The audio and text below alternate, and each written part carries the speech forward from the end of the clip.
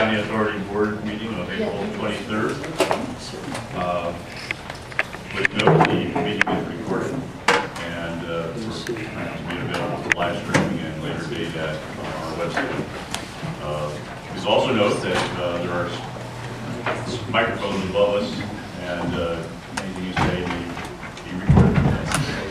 Keep that in mind. All right. Has all the public had an opportunity to sign in? Move the sign in over to the credential. Okay. All right. We're going to first of all review the agenda. Are there any changes, corrections, additions, executive session? We do have an executive session at the end of the meeting to discuss and I have one additional informational item we'll talk about. And the only other thing to note is that we do have a fairly lengthy conversation on the Allentown water and sewer system financial evaluation. So, Chair's discretion if you want to rearrange any items. We will do that for sure. Okay. All right. Anything else? Any other changes? Okay. Item number 3, April 9th, board meeting minutes for us. The board has received these information packages within the last week.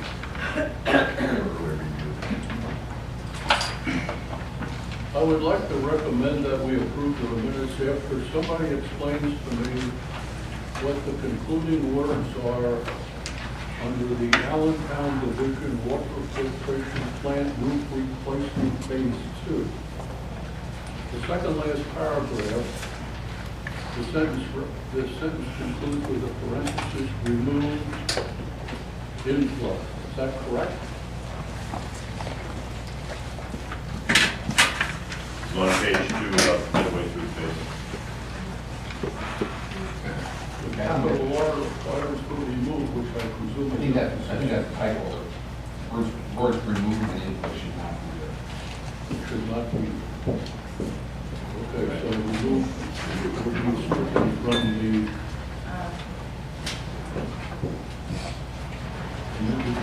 therefore I put the motion. What?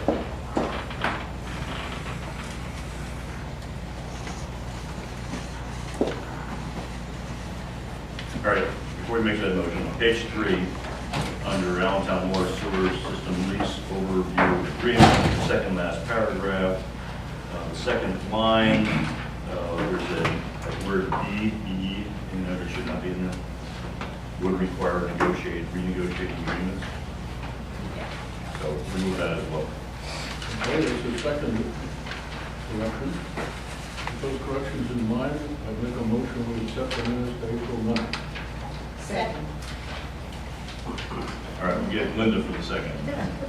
And there are questions from Lisa. Yes, this is not necessarily related to the minutes being correct or incorrect, but under the item for the water filtration plant roof replacement project, the minutes reflect what happened, which is that Chairman Noggle said a motion was made and seconded, but the recording does not reflect the motion was actually made at that time. So, Jump the gun. yes, so I'm not sure how procedurally we deal with that, but wanted to make sure you're aware that we do not actually have a vote. We had a vote, but we didn't have a motion for the second. Okay, well, I would think we could take care of that right now. all right. I make a motion that we do that. Okay, motion made and seconded for the project, the water filtration plant replacement phase 2, which we had a presentation on. We had proper documentation, but apparently I jumped the gun with voting on that. So we have a motion made and seconded. Any questions? All in favor say aye. Aye. Any opposed? Like that. Perfect. Thank you. Corrected. Okay, so now motion made and seconded on accepting the minutes of the Yes. last meeting. All in favor say aye. Aye. Any opposed? All right, ayes have it. Okay, Thank you. you're welcome. Thank you for catching that. Okay, at this time we open up the floor to any public comments on items that are not on the agenda. Does anybody wish to speak? Yes, sir. State your name and from the Go ahead. My name is Kevin Hurwick. I'm with Director of Operations for Budgie Store and Lock, and also Assistant Fire Chief. I called him earlier last month and made some inquiries about my billing and also a fire hydrant that is on my property. During that time, I dealt with your customer service, and one of your customer service directed a very bad remark, because the recording I'm not saved. I don't know if Susan here or whoever I spoke with. Reference to matter. It has been now 4 weeks, and that matter has not been adjusted to my satisfaction. So I figured I would bring that to the board. I asked for an apology because the way it was said to me. I am a paying customer to this authority, so again, no emails, no letter, nothing to me. So I wanted to bring that to the board's attention. Second thing on that matter is, one of my questions was, we have a fire hydrant on our property, which I get charged $386 a year for. Being Assistant Fire Chief, I asked, does that get backflushed, inspected, get maintained, or anything for the amount of money that I am paying yearly on that property?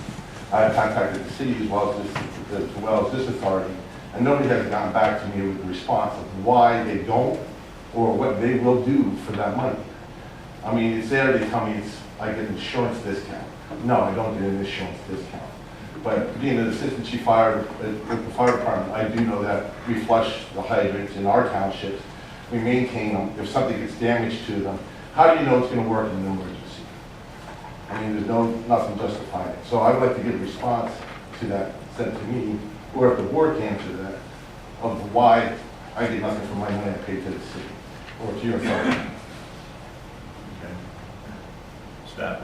Yeah, I'd like to address just a couple of things. Number one, I would love to have an accurate mailing address for you, because my understanding is we sent information to you and it was returned as undeliverable. So we can regroup on that, or if you want to leave it in the book. Okay, So I make believe sure it that at we the front have- desk. that would be very helpful. So we can send you the information that you've asked for, and not have it be returned to us. On the private fire hydrant piece, just to kind of clarify what we do with hydrants in Allentown, John, where are you? We move people around. We have how many public fire hydrants? Downtown? Yeah, 1,800. So we are maintaining those hydrants according to maintenance specifications and flushing and those sorts of things, according to our our operating standards. The private fire hydrants are installed by the person who owns the property, and it's a service that we're providing to the property, so you can use that hydrant, use as much water as you need to fight whatever fire on your property, and that's the service that you're being billed for. It's a capacity charge, basically, to have that service, but it's not our hydrant, so we don't operate it, and that's that if you didn't want to have to pay that, then you would need to talk with the city folks, which I believe you have been, about plumbing codes and those sorts of things, about when it's required or not required to have fire protection. Okay, but if I'm paying you a service to have it, of $386 a year, is that going to cover my water if I want to use it privately, since it's a private fire hydrant? I mean, being a firefighter, I mean, I saw in your article just recently, it says you're going around, you're flushing in the area, to make sure you got the water pressure and everything else. But if the fire department comes out there and it doesn't work, I mean, now I'm paying you $386 a year for what? I mean, we don't know if it works, we don't know if it's clogged, you don't know if it's rusted. Right. I mean, so you're telling me that's my responsibility, so then I should be charging myself $386, am I correct? Yeah, the hydrant charge, the private hydrant charge, or like our fire line charges that we have in our suburban division as well, is there because the service is not metered, and it's a cost to LCA to ensure that there's capacity available to provide fire protection to that property, but the fire protection system itself is unmetered, and it's the homeowner or the property owner's responsibility to maintain. Okay, so this is a privately owned fire hydrant, Yes. right? And there's no meter on it. Correct. The owner could use as much water as he wants out of it, we wouldn't know it. Correct. I guess that's, Yeah.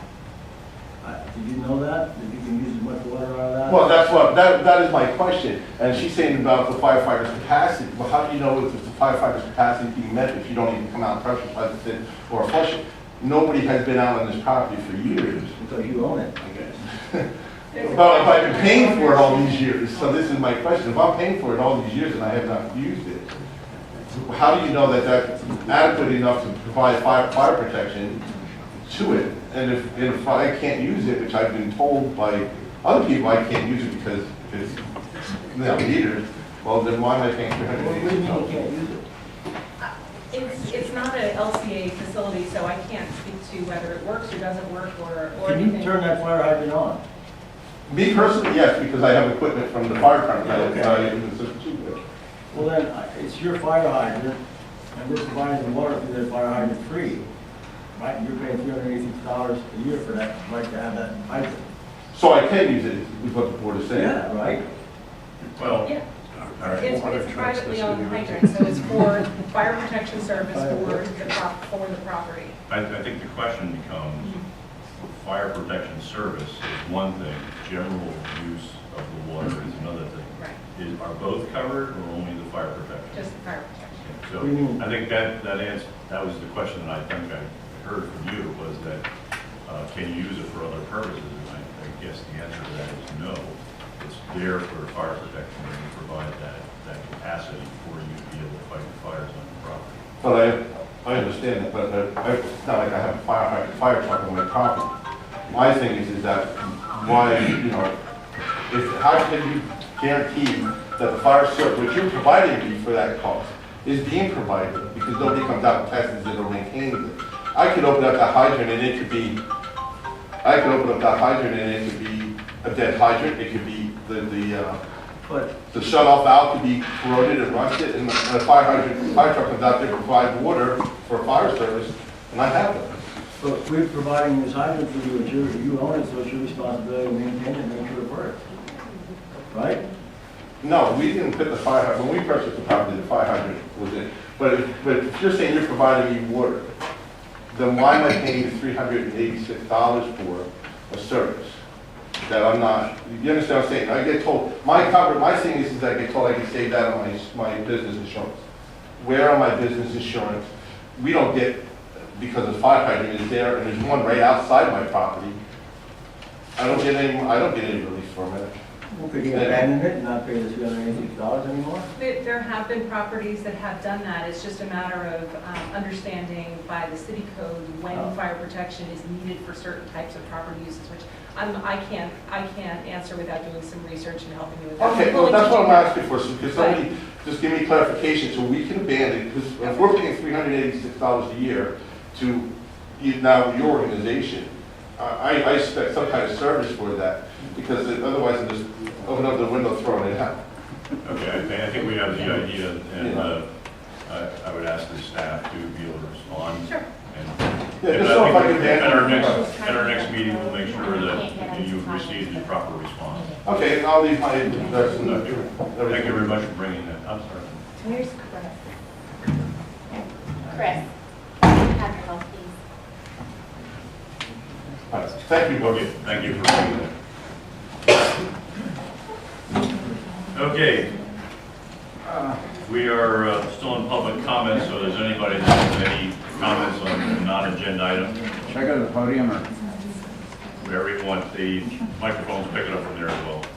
Okay. Just state your name, please. Yeah, my name is Robert Hamill. I've been a financial advisor in the Lehigh Valley for 35 years, and I own about a quarter mile of river frontage along the Little Lehigh, and on that there's maybe about that much sewer system going through. A couple things. First of all, you're not in compliance with your debt coverage. Lisa, on the March 28th meeting, you said that you were. In March of 2016, in the Morning Call article, it said that the debt service coverage ratio is 1.03, not 1.2, as demanded by the bond issuers. Then in May of 2017, there was a big problem as far as there was no realization of depreciation of your assets. Therefore, your costs are going to be going way up.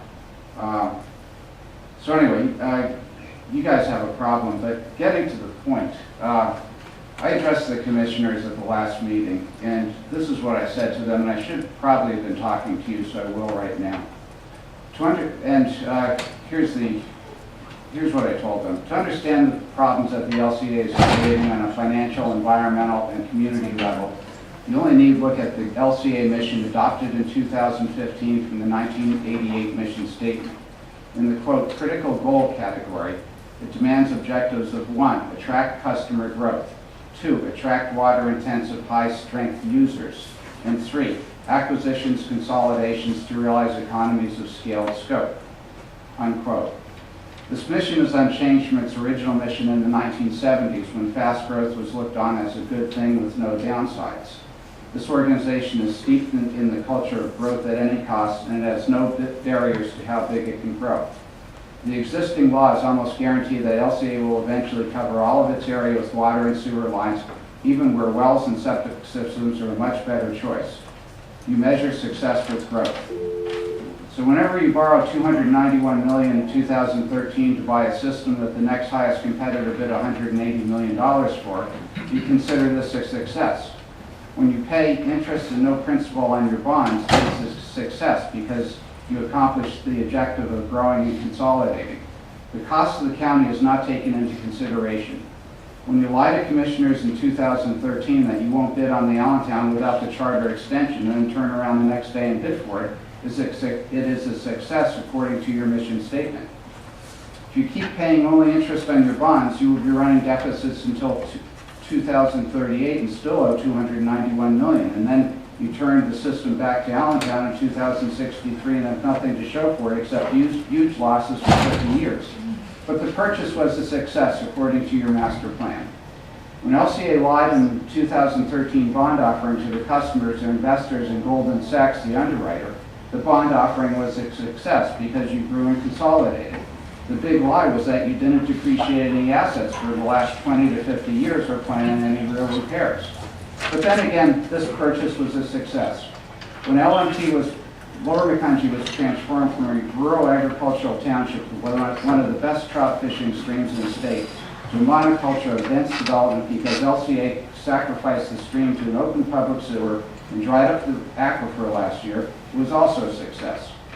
When DEP and EPA officials warned in 1978 that Lehigh County was reaching peak sewage capacity, LCA ignored and then came up with phony engineering reports so they can continue to expand.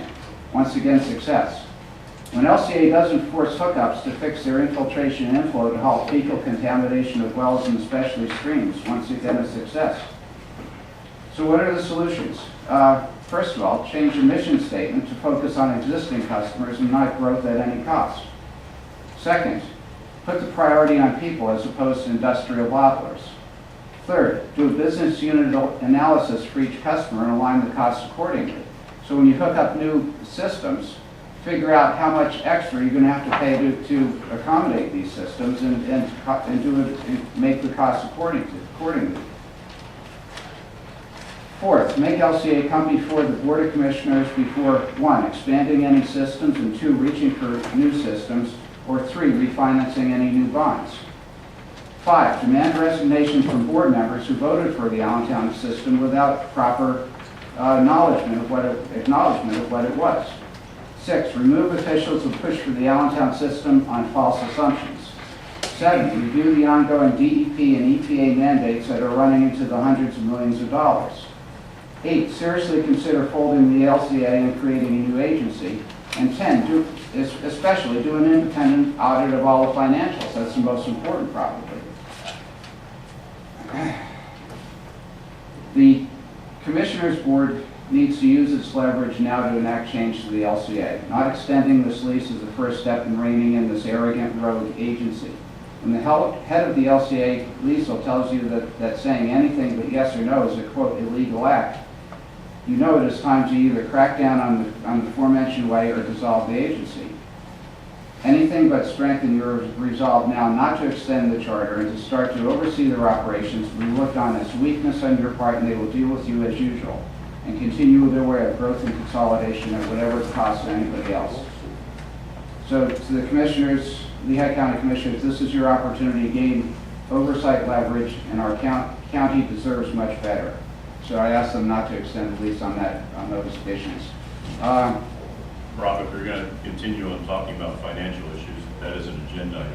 Okay. And we're going to have a lengthy presentation that you'll have full opportunity to comment further at that time when you hear the actual work that has been done looking into that issue. Thank you, Brian. Okay. Thank you. Big name. John Dodger, CMAs. Just a point of clarity, the last thing you changed the minutes, and I guess that was in the section where I asked about what effects it would have on different communities, and something was just cut out, and I just wondered, what was that about, and how does that work? Can you have it in You front of said, you? I guess- You're talking about the meeting notes from the last meeting? Yeah, And minutes. can you help us focus on where you're dealing with? What was that, page Which topic, 3 which page? here, second last paragraph,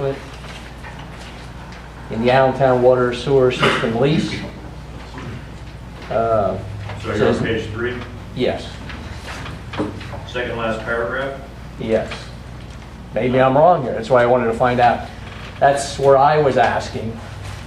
If we, can I respond to that? The clarification on the minutes was just a grammatical correction, where the sentence that says, Liesl Grove stated that any cost sharing change would be required, the word be is not needed, so that word was removed. Okay, That's the only change to it. okay. It's just grammatical.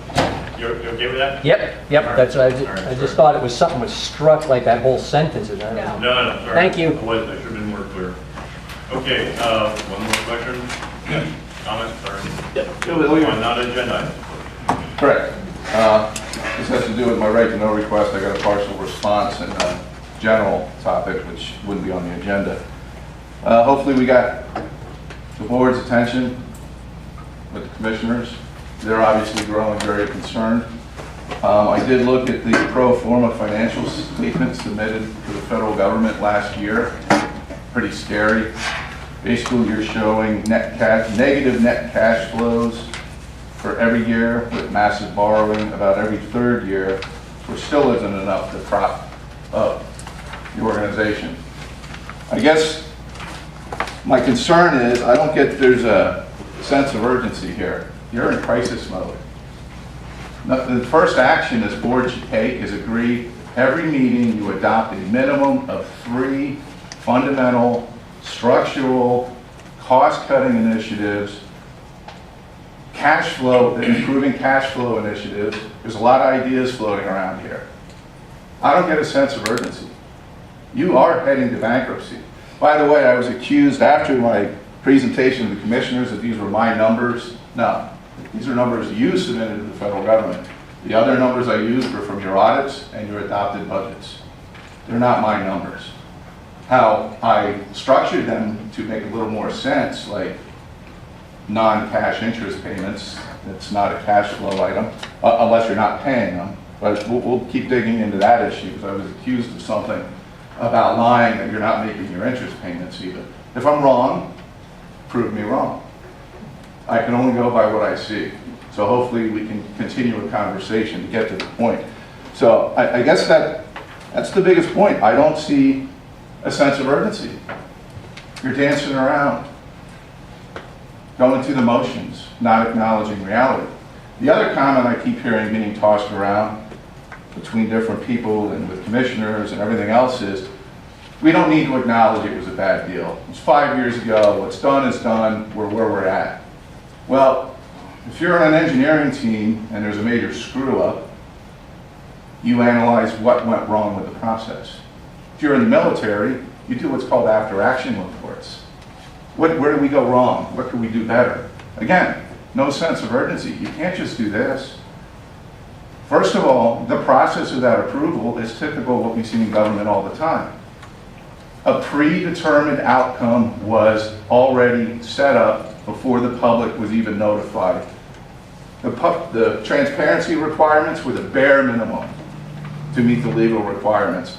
And frankly, I'm amazed at the work citizens in Allentown were able to compile with our analysis, which, as I told the commissioners, we predicted a $7 million a year loss with the merger. We were wrong. looks like it's about 10 million a year. We were a little too optimistic. So I think this board, because the biggest dereliction of duty was the board itself. City council is another issue. I mean, we call them the rubber stampers for a reason. The caliber of this board is a little bit higher than most city council members have been. You didn't do your job. You had a predetermined outcome. Nobody rocked the boat. Nobody challenged the assumptions. You listened to the experts. It's amazing how many experts got this so completely disastrously wrong when a bunch of semi-retired citizens were right. How could that possibly be? We challenged the assumptions. Trust me, if it was a great deal for Allentown, citizens would have celebrated it.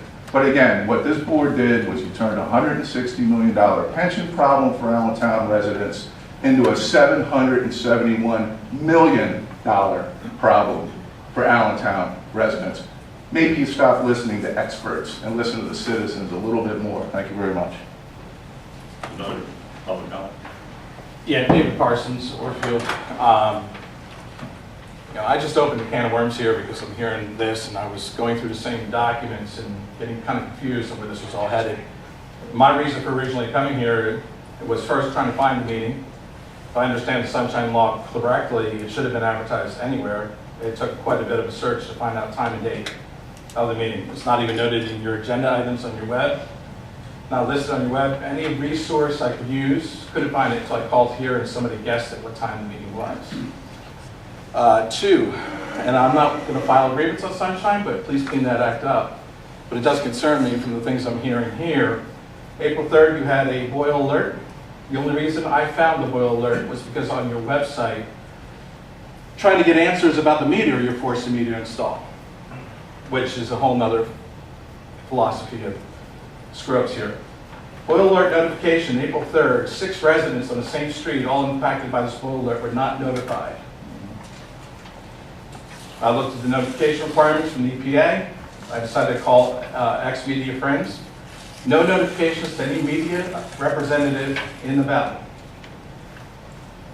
What's going on? That's a grave concern that even though there wasn't a bad boil here, you have 6 residents, including one who's pretty well wired into the community, not even aware there's a boil alert until the second notification after I called here saying we weren't notified, we got notifications.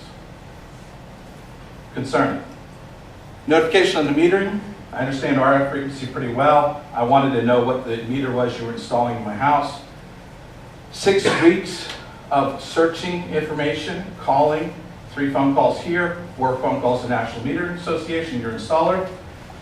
No one could supply me answers until I got elevated here, and then I got connected with your vendor to give me answers, which still the answer lies on whether it's an outside transmitter or inside transmitter.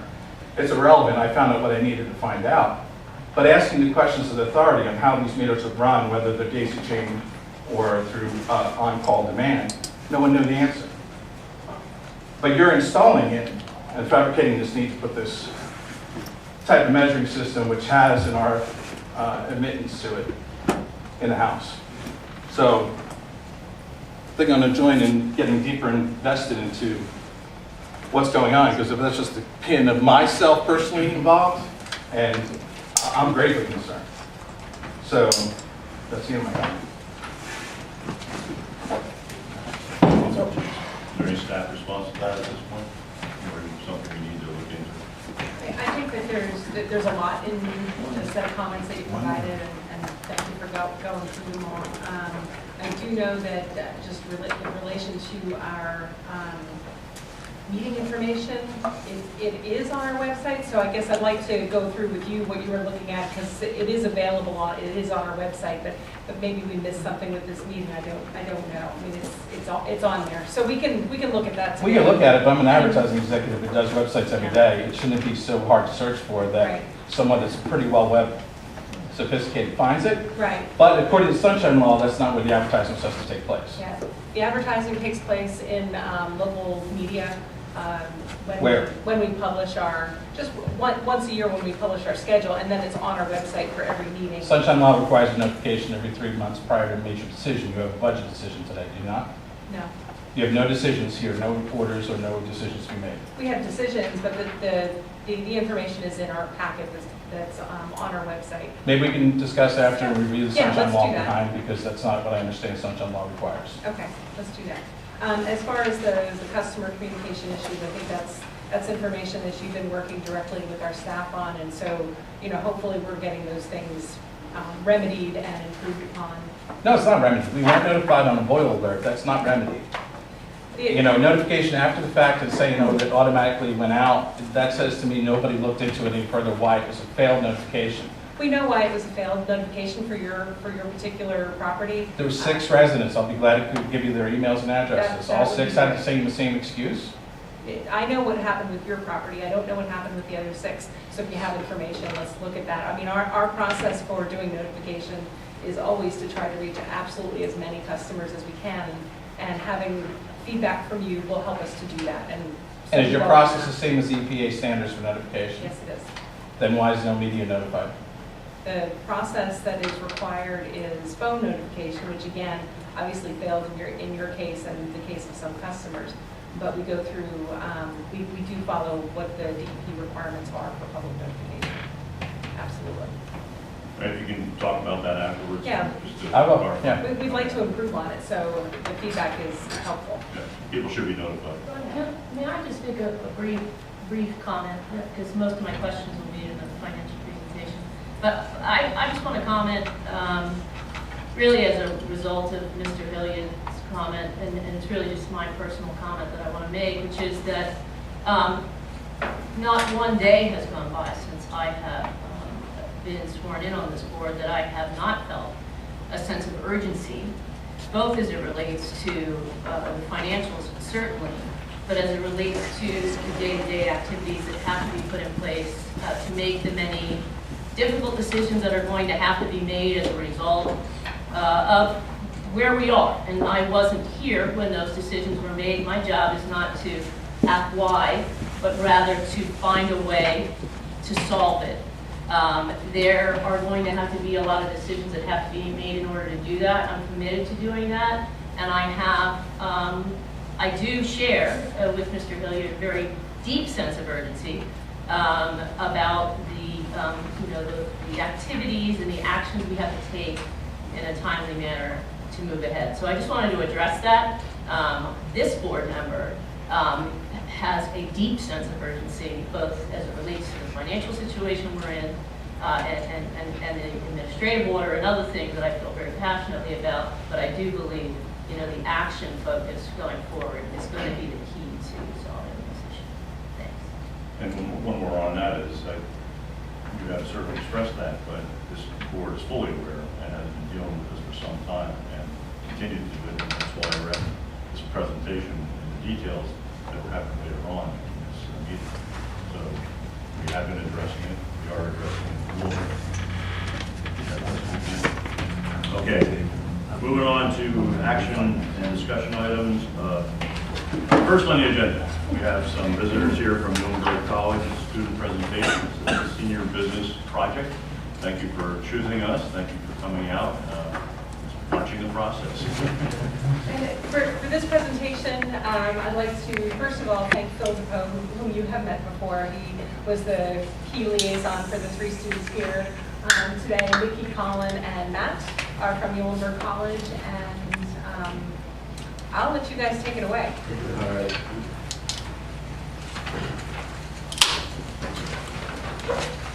So, good afternoon. Thank you to the board for having us. My name is Colin Gaffigan. I'm Matthew Selly. Nikki Shidman. And we'll be presenting today on project prioritization for the LCA.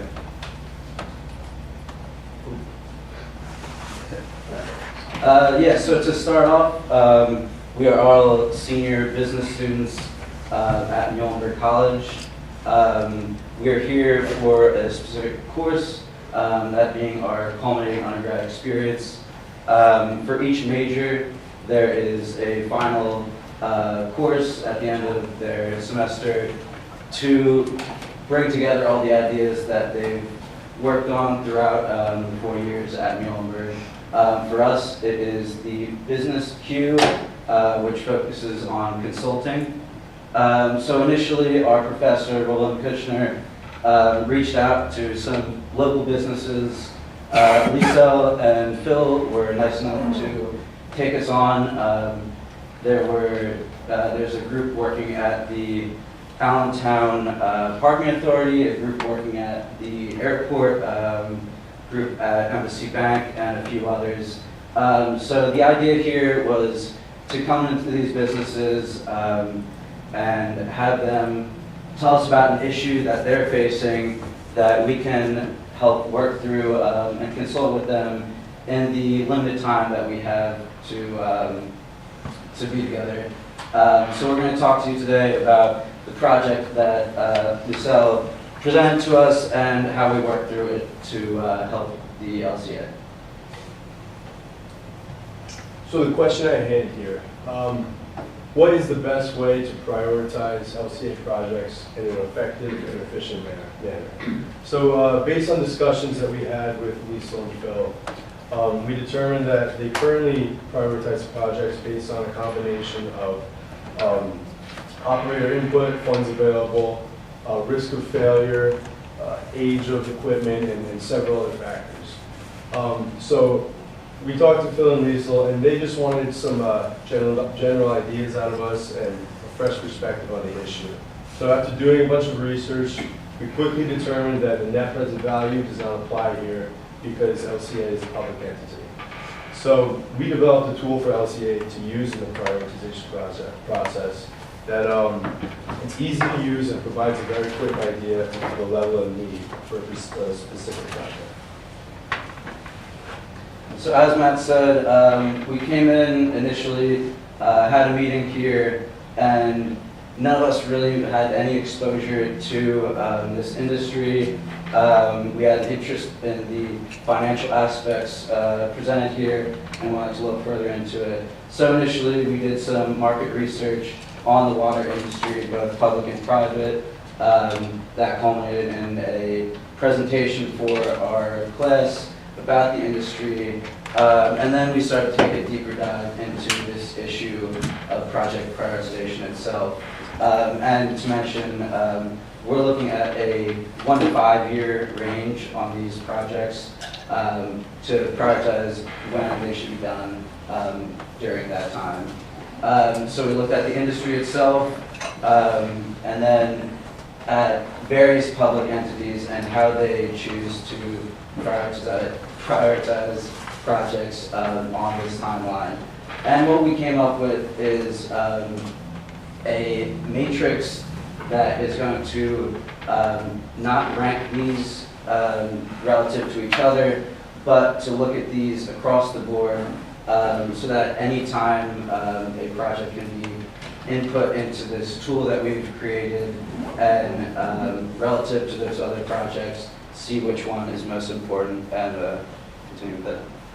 Yeah, kind of going off of what Colin said, really is to create an easy-to-learn functional tool that can be used across a lot of different departments, because of course we know that there are many different departments that are going to work on a project together.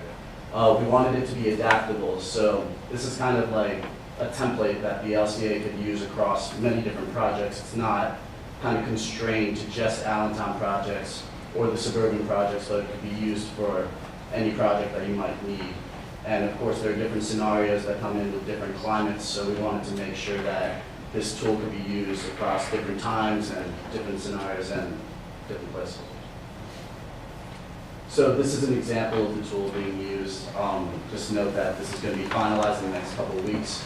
So the Park Pump Station and the Otterbury Heights Sanitary Sewer Rehabilitation projects are already underway, as we know. So this is kind of just taking a backwards look at what you would kind of be doing if you were to use the tool months and months ago when this is being decided upon. So there are the key encompassing issues, for example, cost of project, that are going to be added up to 100 points.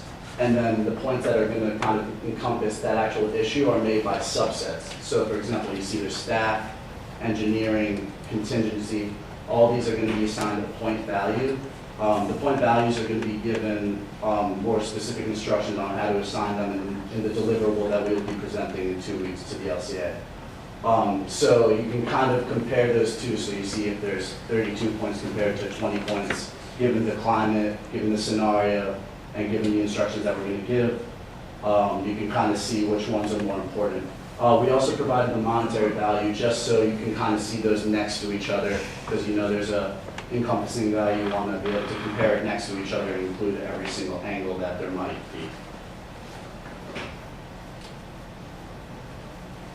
Oh, our findings. So, the LCA staff can use this tool to internally rank projects, and we made it very flexible, like Mickey and Colin said.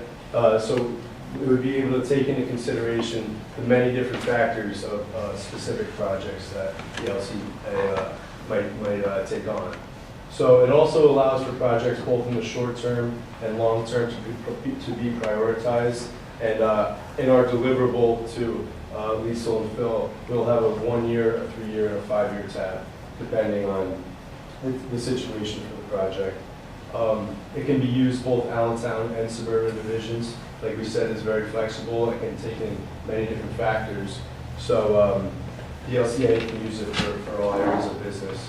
And also, it provides a more focused picture look, one that gives an idea of the level of need for a specific project. And it also results in more efficient capital allocation and a higher return on investment as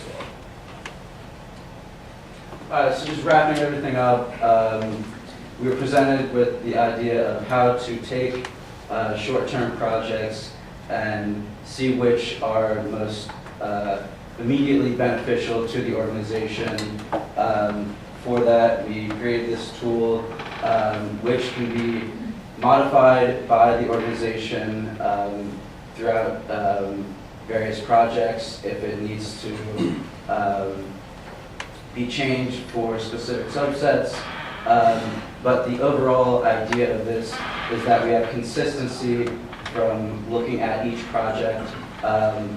They are all very different. That was one of our main issues looking at this. That's why there's no hard tool, but this is a way to think about this in a consistent and organized way moving forward. Any questions? Okay, board? I just have a quick one. So your rubric ranking was based on your research on what is deemed to be in the industry those risk factors which are most important. Yeah. That's So how you came up with yeah. So just to clarify, like we mentioned, net present value, which is a good way to look at projects, doesn't work for nonprofit organizations. But you talked about ROI, but I don't see an ROI calculation. So the ROI is actually looking at reduced cost rather than return on investment. Okay. Some things need to be changed, so we're looking at these out of 100. It's a way that they can all be looked at consistently. There's no good way for a nonprofit to see a return or a net present value, but this is just a way to look at them across the board consistently. Thank you. Appreciate it. Any other questions? Just a comment as an alumni of Muhlenberg College. I'm glad you guys got a chance to work with LCA and Yeah. look Well, we've forward had to a great seeing experience so your far. final report. So. Yeah, absolutely. I'd like to say that, the interest that these young men have shown in our business has been really, really great. We need to encourage that, I think, on an ongoing basis, so we have that dialogue going. And they took a tour of the Kleins Island wastewater plant, spent half a day there with Phil, and got a full immersion on that. We do have a tank cleaning project, don't we? Thank you. It's always good to get fresh set of eyes, young brains to help us, look at things changing in a different way. So appreciate your effort. Are they coming back to you and giving you a final presentation? Yes, we are. Yeah, absolutely. And you had an opportunity to share your thoughts on our organization with the other students that were looking at other organizations. Did you bring all the Yeah, we all thoughts collaborated together? throughout the course. Yeah, Excellent. there's going to be a final board presentation that we give to our school. Super. All right. You can have one question. Is there One any more? reason you didn't go out for 20 years maybe? Or 30 years? Yeah, so the main idea was we were given a short timeline to look at these. And as we started to dive deeper in it, there's a lot of weeds to get into because of the fact that the projects are so varied. So our main issue was to look at them consistently, even though so many factors are different for each project. That's why we came up with this matrix rather than a ranking tool, because there's just some complexity with looking at projects that just don't really have a lot of overlap. But the 1 to 5 year timeline we found was most effective in our the amount of time we had to deal with it. Did you think there was a wide diversity of projects, different projects? Very, very. Yeah, absolutely. Also, with 1, 3, and 5 years, it's easier to come up with a realistic low estimate and a high estimate, which is one of the tabs that we have on the 3 and 5 years. It's kind of like an outlook of the low and the high estimates that are going to be seen, and the 20 years in the future, it's much more foggy what those estimates are actually going to be. There's a lot going on here. Absolutely. All right, thank you very much. Thank you.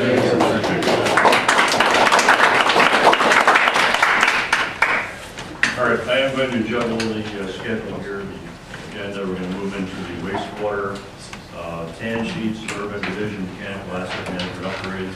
Are we prepared to do that presentation? Yes, that's my project. What this is the next phase of our liquid asset management upgrade initiative, and this focuses on mechanical equipment. We've had a joint effort between Capital Works and Operations in going through each of our facilities as far as the major equipment and ranking the major equipment according to asset management criteria, and what this project, what it resulted in our evaluation is the scope of this project. So what we're basically doing at a bunch of our suburban division facilities, we're replacing some pumps, some valves, some piping. Also, as part of this design phase, we're inspecting some tanks that have not been inspected for a long time, some hydropneumatic tanks. Those are pressure tanks where our well feeds the tank. The tank itself is pressurized, and that feeds the distribution system. These are our old tanks that may be in need of repair or replacement, but we're not sure because we haven't inspected them in a while. So I'm proposing, as part of the design phase of this project, that we inspect those tanks. So that requires a specialty firm, a specialty sub-consultant under the engineering contract to access the inside of that tank. Because there's no manned access available, so to get in there with a camera with the proper inspection equipment, it requires some specialized equipment. Does the water system have to be taken out of service? Yeah, there has to be a certain downtime, and we're going to coordinate with operations on maximum allowable downtime. It has to be closely coordinated with operations. And Chuck, if I could just ask, so it's first a fact-finding mission, meaning you're not going to do with the camera system any repair that would need to be done at the same time? No, this does not include any design of any repair. So they would actually come back at a later date? And I would come back for a design amendment for that, because I don't know what we're going to find. But any change in that regard wouldn't have been included in the capital planning process? Yes. Okay. Yeah. So there are 10 facilities as part of the mechanical upgrade project that will be designed, and then we have tanks on the second page. You see a list of tanks: well station 6, 10, 13, 14, 15, 16, and Heidelberg Heights well 17. 18 stations. Those tanks will be inspected, and determination will be made if we need to rehabilitate or replace those tanks.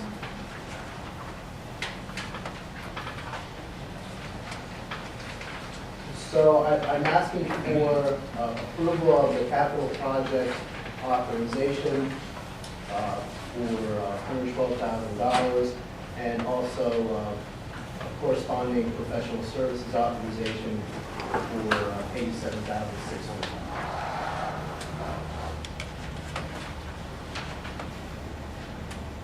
This time I'm waiting for the motion. Motion made, I'll second. seconded by Scott. All right, this for capital project authorization of $112,600. That includes the professional service authorization of $87,600. Correct? Any questions? I just have one that I should have asked before. And it's the whole population that we're checking now, or is it just a piece of the population of tank? Like, are we doing it all? Doing the full scope of all of the potential tanks that could have, or are we just No, phasing? these are the ones that were rated a higher risk. because Okay, they're so older. of These are that older risk tanks. categories that you put into the capital plan in terms of inspection, these are the highest level. These are the oldest. All done. tanks. That's Okay. correct. They're all about 40 years old or more. Okay. All right, motion made, seconded. Any other questions? All in favor, say aye. Aye. Any opposed? Aye. Any opposed? Ayes have it. No, I think we should recognize that I think Ted Lyons is on the phone. Yes. Oh, yeah. Okay. Hi, Ted. Hey, how you doing? Didn't know that. All right, so Ted, did you vote in favor of that?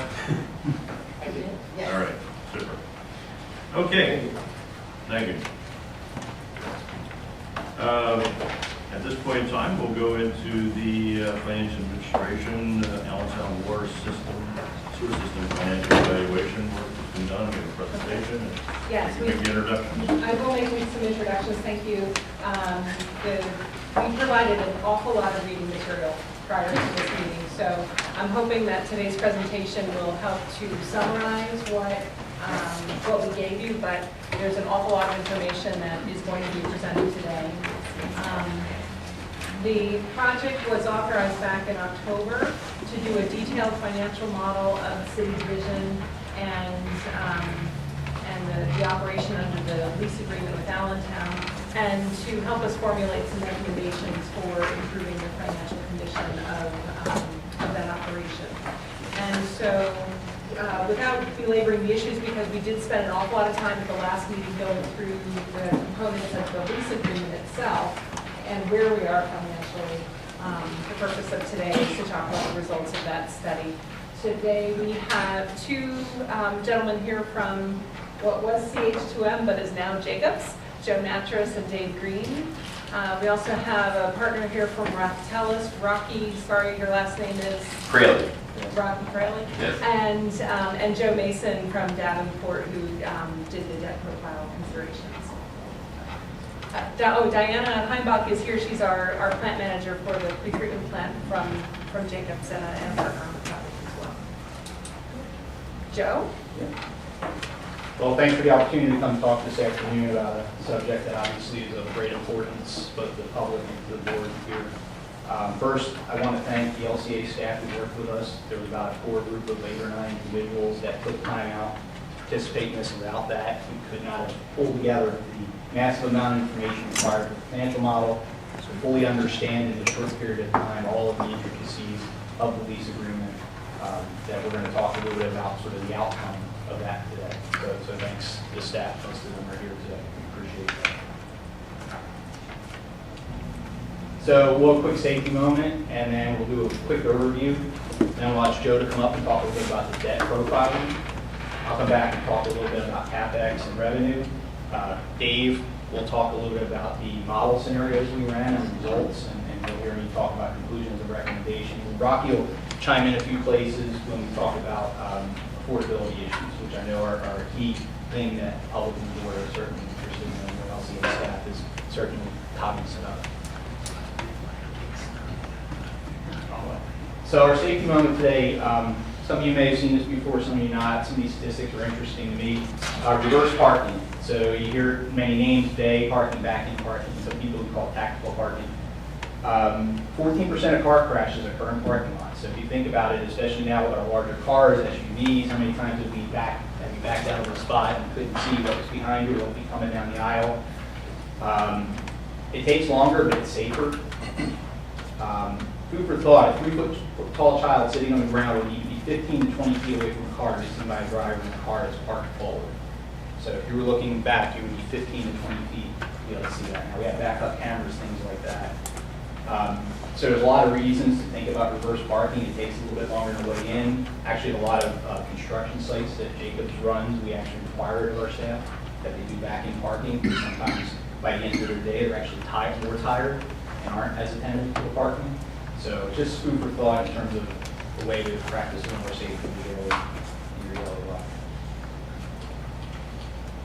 So project overview.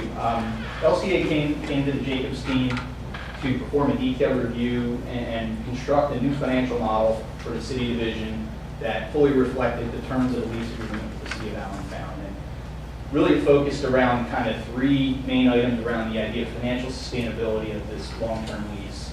The debt management piece, how to deal with capital improvement costs and planning for those costs over the 45, 46-year period remaining, and revenue sufficiency, how then to fund all the potential capital improvements that need to make the system over the life of the lease. So as Lisa mentioned, in terms of the lease, we'll review in a lot more detail with you guys on the 9th. We're not going to go through much of that today. We're going to really focus on sort of what the study did and what looking ahead would look like. And really our goal was to provide analysis of these key issues and develop a set of recommendations for the authority to consider moving forward on to help make the city division a little more financially sustainable.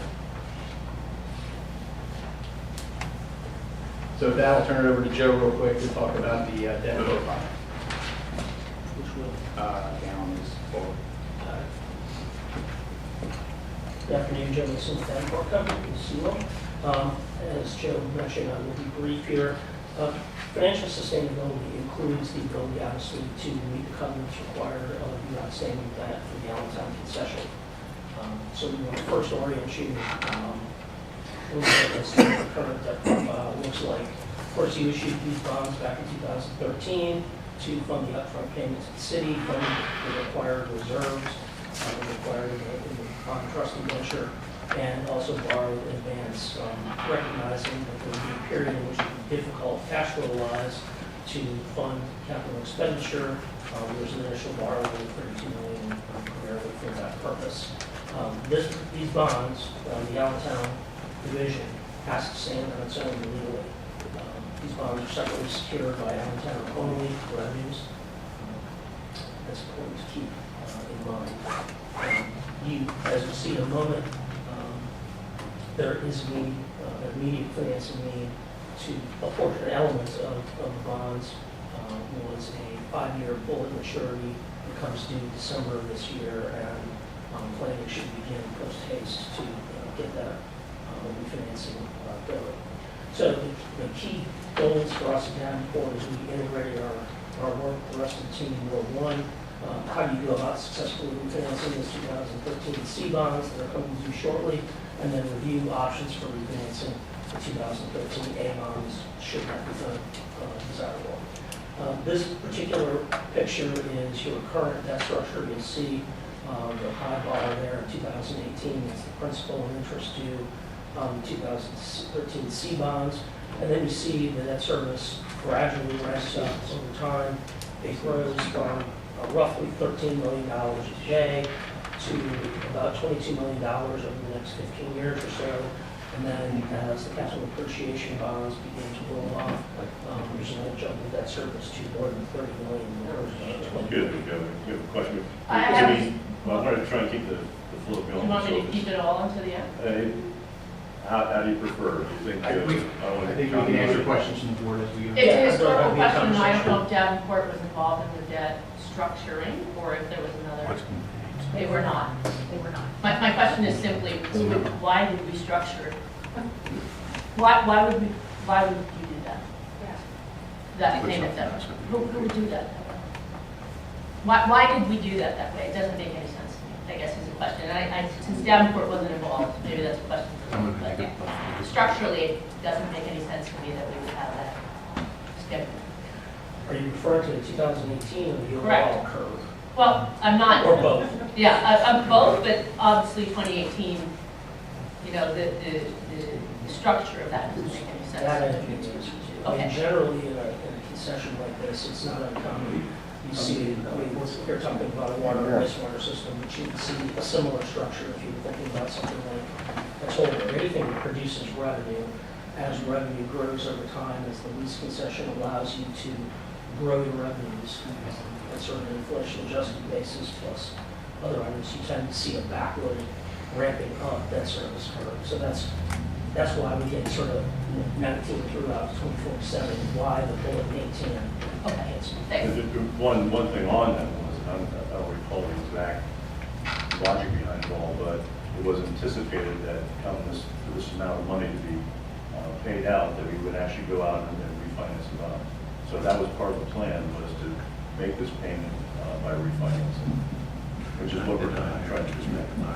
The why, Yeah. The why, I'm not sure. Thanks. Last slide for me. I'm happy to answer any additional questions as we go through here. So you have three series, they're called, series of bonds, 2013 A's, the B's, and C's. 2013 A's were tax exempt bonds. They carry a 10-year call provision, which means that beginning in December 1 of 2023, 10 years after the issuance of the bonds, you can begin to call those bonds. Now, call bonds dated thereafter. You could potentially refinance the 2013 A bonds in advance of their call date, but only, and this has changed and occurred while this project was going on, you can do so only on a taxable basis. We're calling these tax exempt bonds. Taxable rates are generally a bit higher than tax exempt rates, and that change was by act of Congress. Congress did away with the ability to advance refund tax exempt bonds. So you'll have to refinance them taxable if the interest rate environment allows. And when I say refinance, I'm putting here in the context of an economic refinance, or what would you do to save cash flow? The economic result being that it's an economic result to refinance the bonds. There are other reasons to refinance the bonds. One of those would be if you had to restructure the debt to provide yourself some cash flow relief. The team has determined that that is not necessary and advisable at this time, but it remains an option. The extension of LCA's charter with the county will be helpful in future refinancing options. Right now, you can't go out beyond, you can't take these bonds out beyond the existence of the authority. So if your charter is extended, if you were to restructure or refinance, you can extend the bonds out further. Obviously, the longer the time period of repayment, the lower the overall annual payment is. Of course, you pay more interest over the life of the debt, naturally, but if the idea is to get the payment down, stretching the debt out is certainly a possibility. The 2013 bonds are capital appreciation bonds. Those don't actually pay principal and interest. The interest accretes over time, and the principal is paid at maturity. It's a structure that you see in these types of enterprise-type financings, but they're not particularly friendly and agreeable when it comes to refinancing. Pretty much not repayable, and would probably be an impediment to a restructuring as opposed to anything else.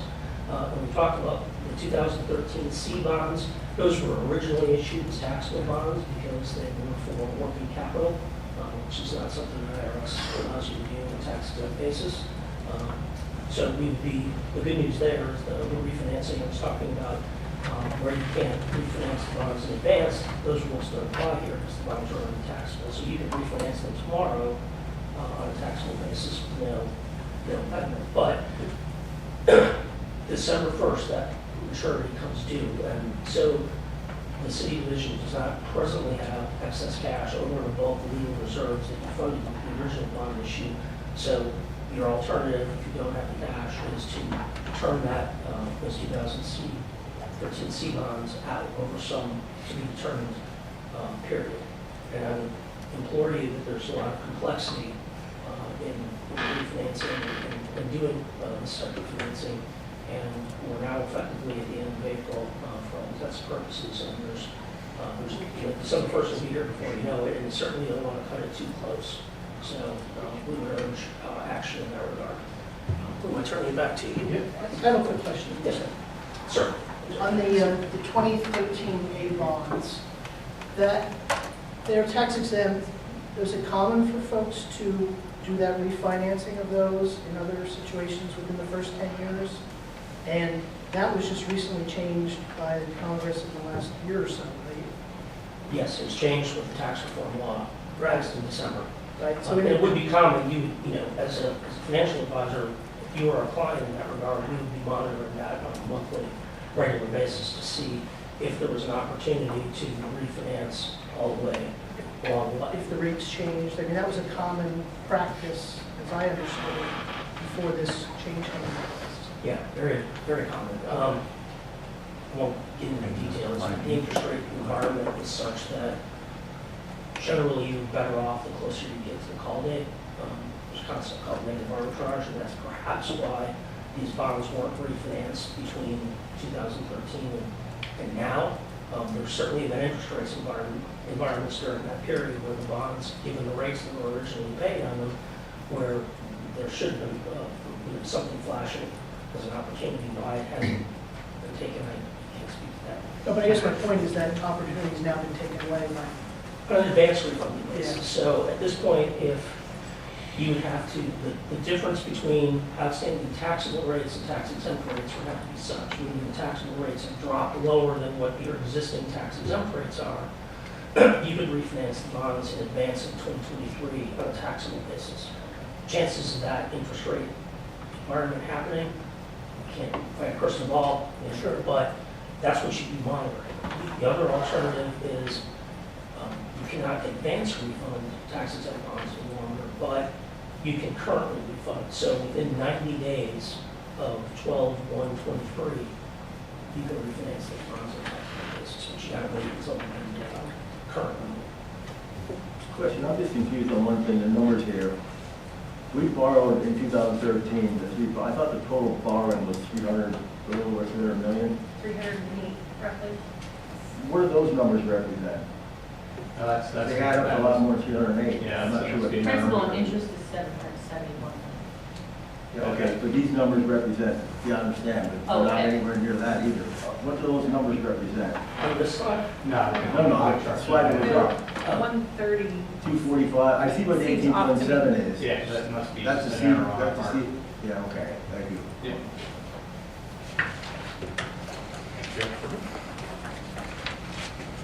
So the second issue we wanted to talk a little bit about that's key to all of this is the long-term capital expenditures required for the city Allentown system. Being an older system, certainly, like a lot of cities and towns in the Northeast and Midwest, there are a lot of capital needs to renew and replace existing infrastructure and be considered over the lifetime of the lease. So what we did, our team did, was take a couple different sources of information, develop a 45-year water and wastewater capital needs plan or capital improvement plan. So we used the current 5-year plan, CIP plan for the city division, water and sewer.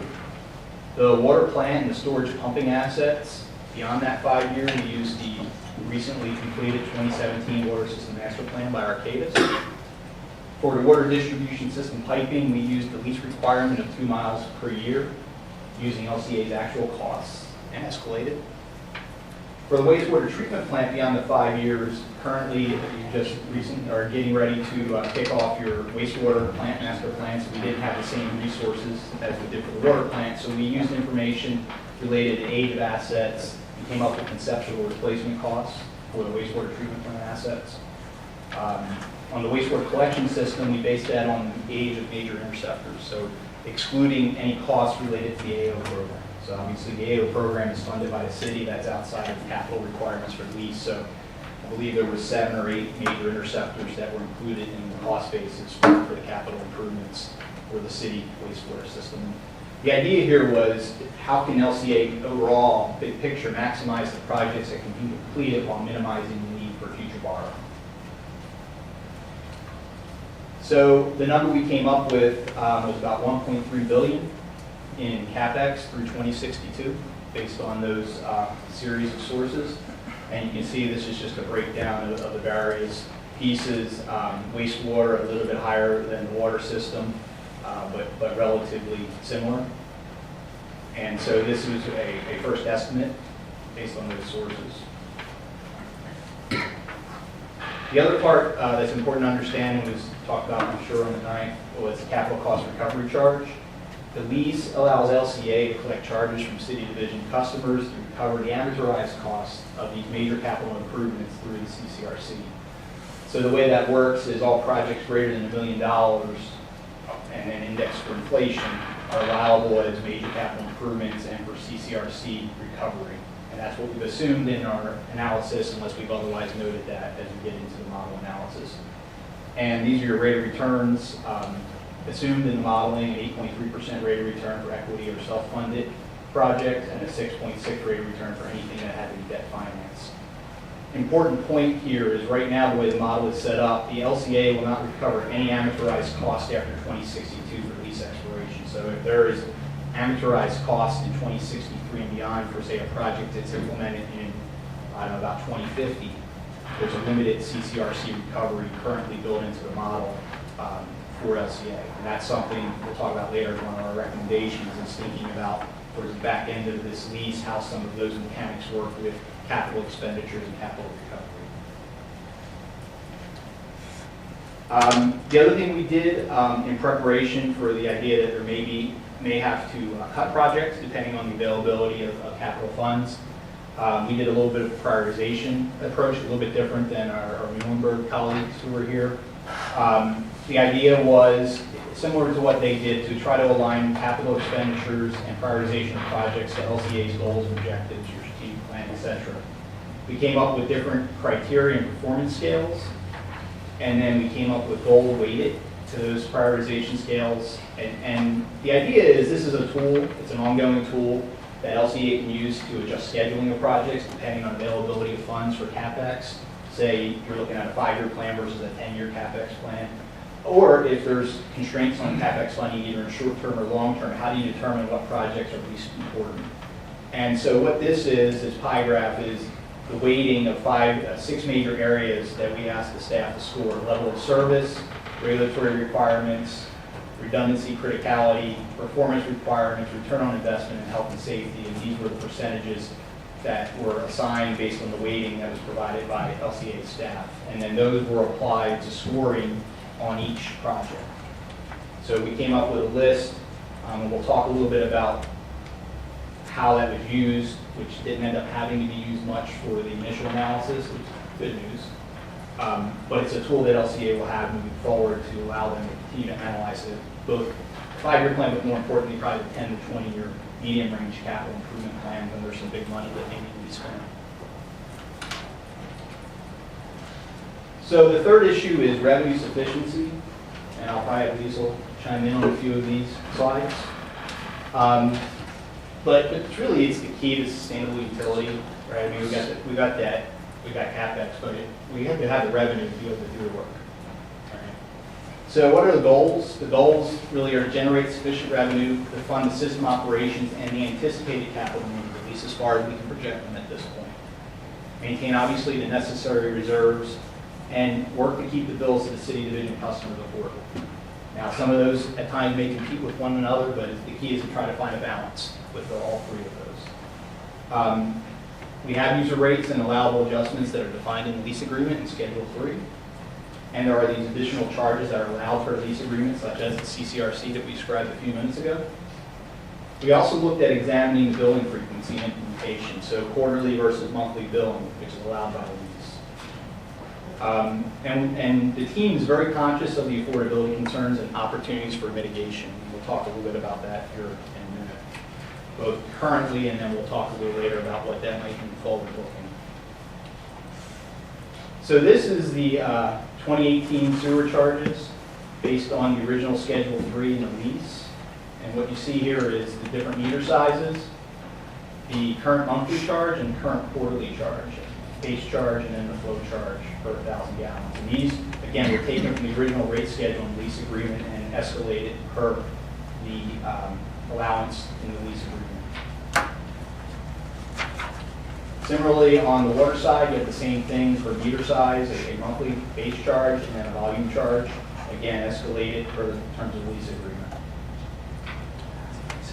So what is the impact if we go to monthly billing versus quarterly billing? So for a typical residential customer using 6,400 gallons of water per month on a 5/8 inch meter, which is pretty standard, You can see your monthly bill based on the different components would be $65.48. Your quarterly bill right now would be $156.22. So there is a difference in the impact of monthly billing. And the question, I guess, comes up, well, why implement monthly billing? You do them quarterly, what have you. Monthly billing is a best practice. A lot of cities do it. Over the last probably 10 to 15 years, there's been a big shift, especially with the automated meter technology, the move towards monthly billing to get the revenue in the door quicker and to have more accuracy to your billing. So, we all get our cable bills, our electric, our gas bills pretty much on a monthly basis. So it's a similar idea. It allows customers to have better management of their household bills. And also there's an earlier detection of water leaks. Be surprised at how many people don't realize maybe there's a water leak or the meter's not reading right or something like that, and it takes months to rectify that. By going to monthly billing, there's an opportunity to actually get ahead of that a little bit better. It does generate a net revenue increase of $4.3 million to LCA, and that's based off the increased revenue minus the cost to implement and to manage monthly billing. There's sort of more bill, you have to generate more bills, you've got more meters to read, etc. That's returned to the Allentown system through the investment in the system, improvements, and reduced need to borrow. So the idea here is LCA is a nonprofit. So this money goes back into the city system. Again, the city system stands alone, so the money goes back into the city system to fund infrastructure and operations. So what's the impact to the potential city customer? Customers are currently billed quarterly, we move monthly, obviously. Based on the city's monthly rate, customers will pay about $160 more a year, but it's spread out over monthly bills, so that is about a $12 to $14 a month impact to customers. So this is just a chart, and maybe Lisa, you could speak to this because this is your data that we work together on. But basically, currently the city division is here, the suburban division is here for an annual bill, assuming 20,000 gallons per quarter. And you can see this is all the utilities in the valley and nearby, and you can see LCA is on the lower, probably third of those for both the city and the suburban system. And I'd just like to highlight something on this chart that the reason we're using, well, in this case, it's almost 6,700 gallons per month, is just so we can do apples to apples comparison of the different rates. We do an annual rate comparison that's in our capper that we publish every month. So we use that 20,000 gallons per quarter or 6,700 gallons per month as a standard amount. Customers in Allentown actually use far less, so this impact is going to be different depending on the usage. So Rocky talked a little bit about the affordability piece. Thanks, Jim. In any conversation about rates or customer bills, inevitably the question comes up about affordability.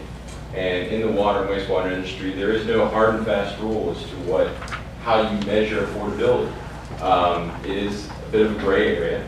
But one of the kind of leaders, I'd say, of kind of measuring affordability is just median household income and how that compares the average bill to the median household income. It certainly is probably used as the most common evaluation of affordability, but really there are some other approaches in the industry as well. But that's the one we zeroed in on this particular project. And it's important to note that the percentage of which a customer's or an average bill for the median household income should be is, in this case, we used 4.5%. And that really is built up from a few documents that kind of come about since 1997, I think was the first publication by the EPA on the 2%. For sewer, and then there's been some additional publications since 1997 on kind of what is appropriate for water systems, and by and large 4.5% is what I've seen in my experience used as a percent of median household income. So for this analysis we started here and said what is the average bill, as we've been shown here, as a percentage of the median household income. And for the city of Allentown, median household income, I think in 2016 was about 37,000, and then we made some assumptions, and as we'll make assumptions to look at future affordability. And we essentially said that for 2018, we're sitting here at about 38,000 as the median household income. However, if you kind of take, that's just the kind of the top layer of the onion. So if you want to peel it back and actually kind of drill into maybe a little bit more smaller subdivisions of geography, a common practice is to look at census tracts. And it's about the smallest geography we can get and still have reliable census data.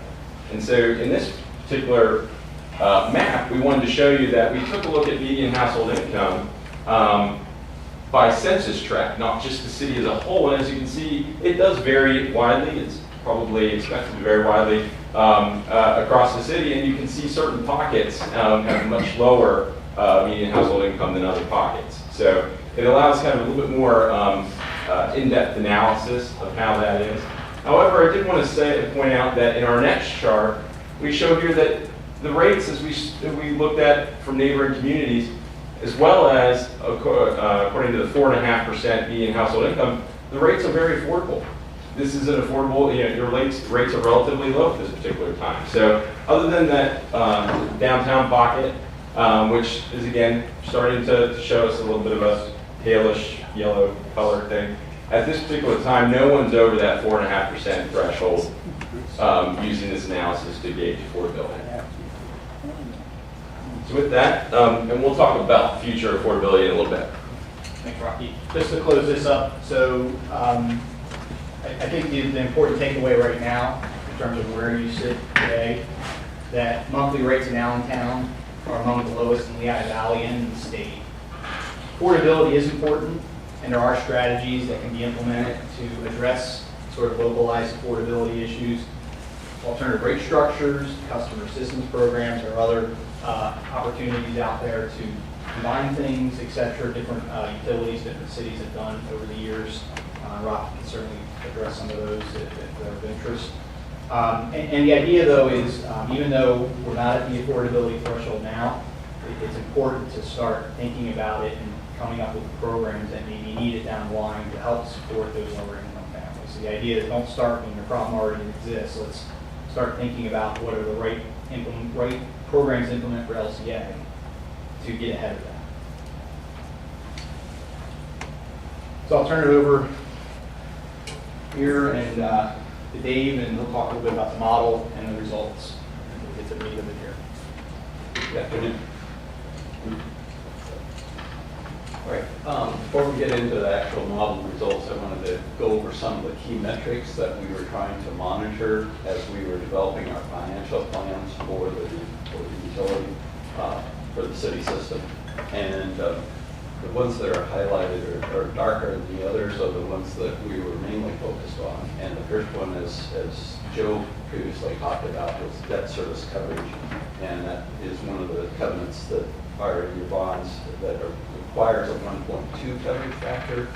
We, as for our analysis, we're trying to target a higher coverage factor of 1.8 to provide additional margin or protection that you would continue to meet that 1.2 if something adverse happened.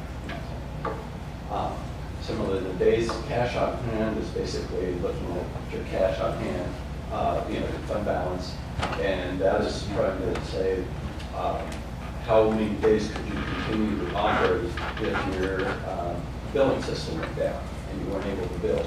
So it's basically, we're looking at having 180 days of operating expenses as a target for how much cash we want to run hand.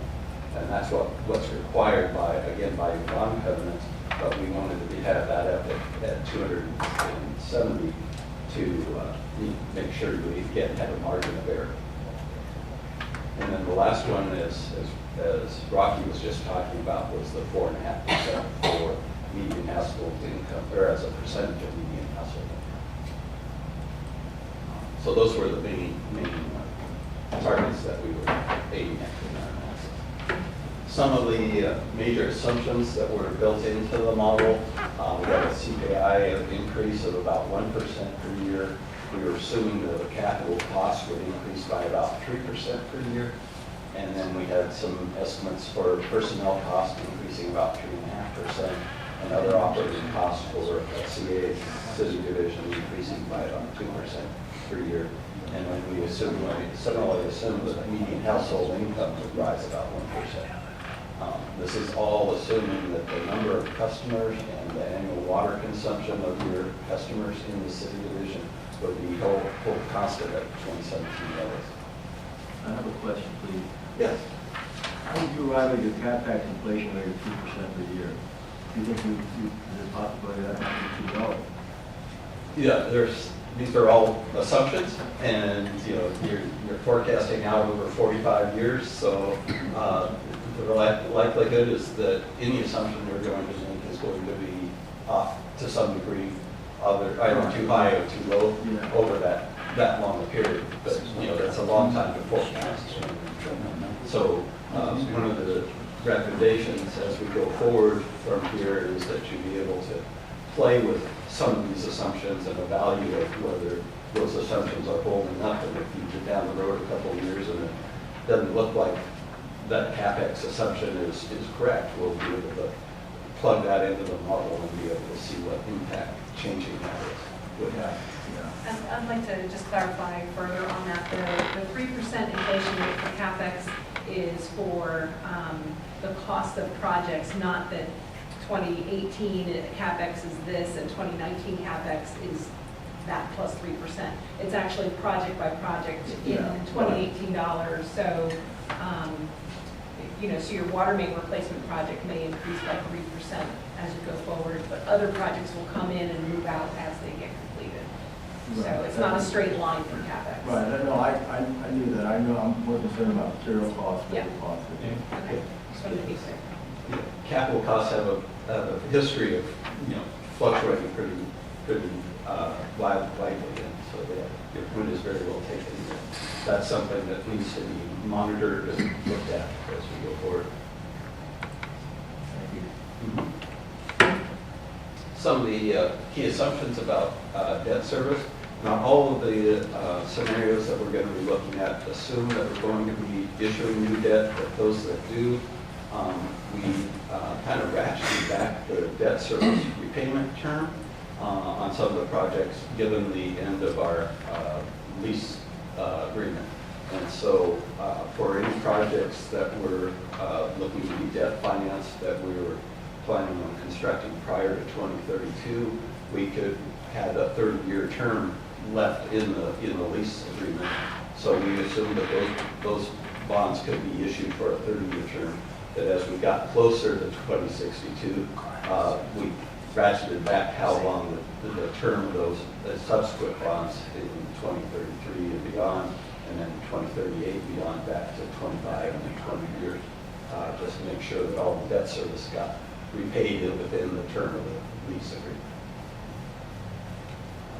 There's some other assumptions there associated with any new debt that might be issued as well. So we ran two sets of scenarios. And the first set, which we call the baseline and scenarios 1 through 3, was really there to identify determine the importance of having monthly billing, going to a monthly billing arrangement. Also assessing whether we could fully recover all the CapEx for the city's division, and then from the results of those initial scenarios, we were going to use the most favorable of those scenarios to use as the basis for a subsequent set of analyses that we look to refine the results and come up with the best set of scenarios that we could go forward from that point on. So, in looking at the baseline scenarios 1 through 3, the first scenario is the baseline, and it assumes that we are going to continue to have quarterly billing for, and that the quarterly billing is for your meters that are 1 inch or less in size. We do have some monthly billing for some of the larger size meters, but this is primarily for the smaller meters that we'd be looking at potentially converting from quarterly billing to monthly billing.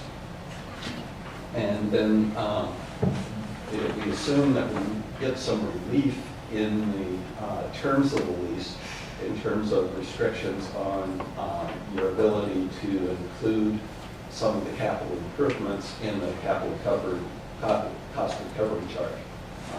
And so that's one of the main concerns we have with the leases, with some of the restrictions that are built into that. So that kind of frames the baseline scenario. The main difference between the baseline and scenario one is that we're assuming that we're going to be able to implement the monthly bill. And that generates that additional $4 million of revenue per year.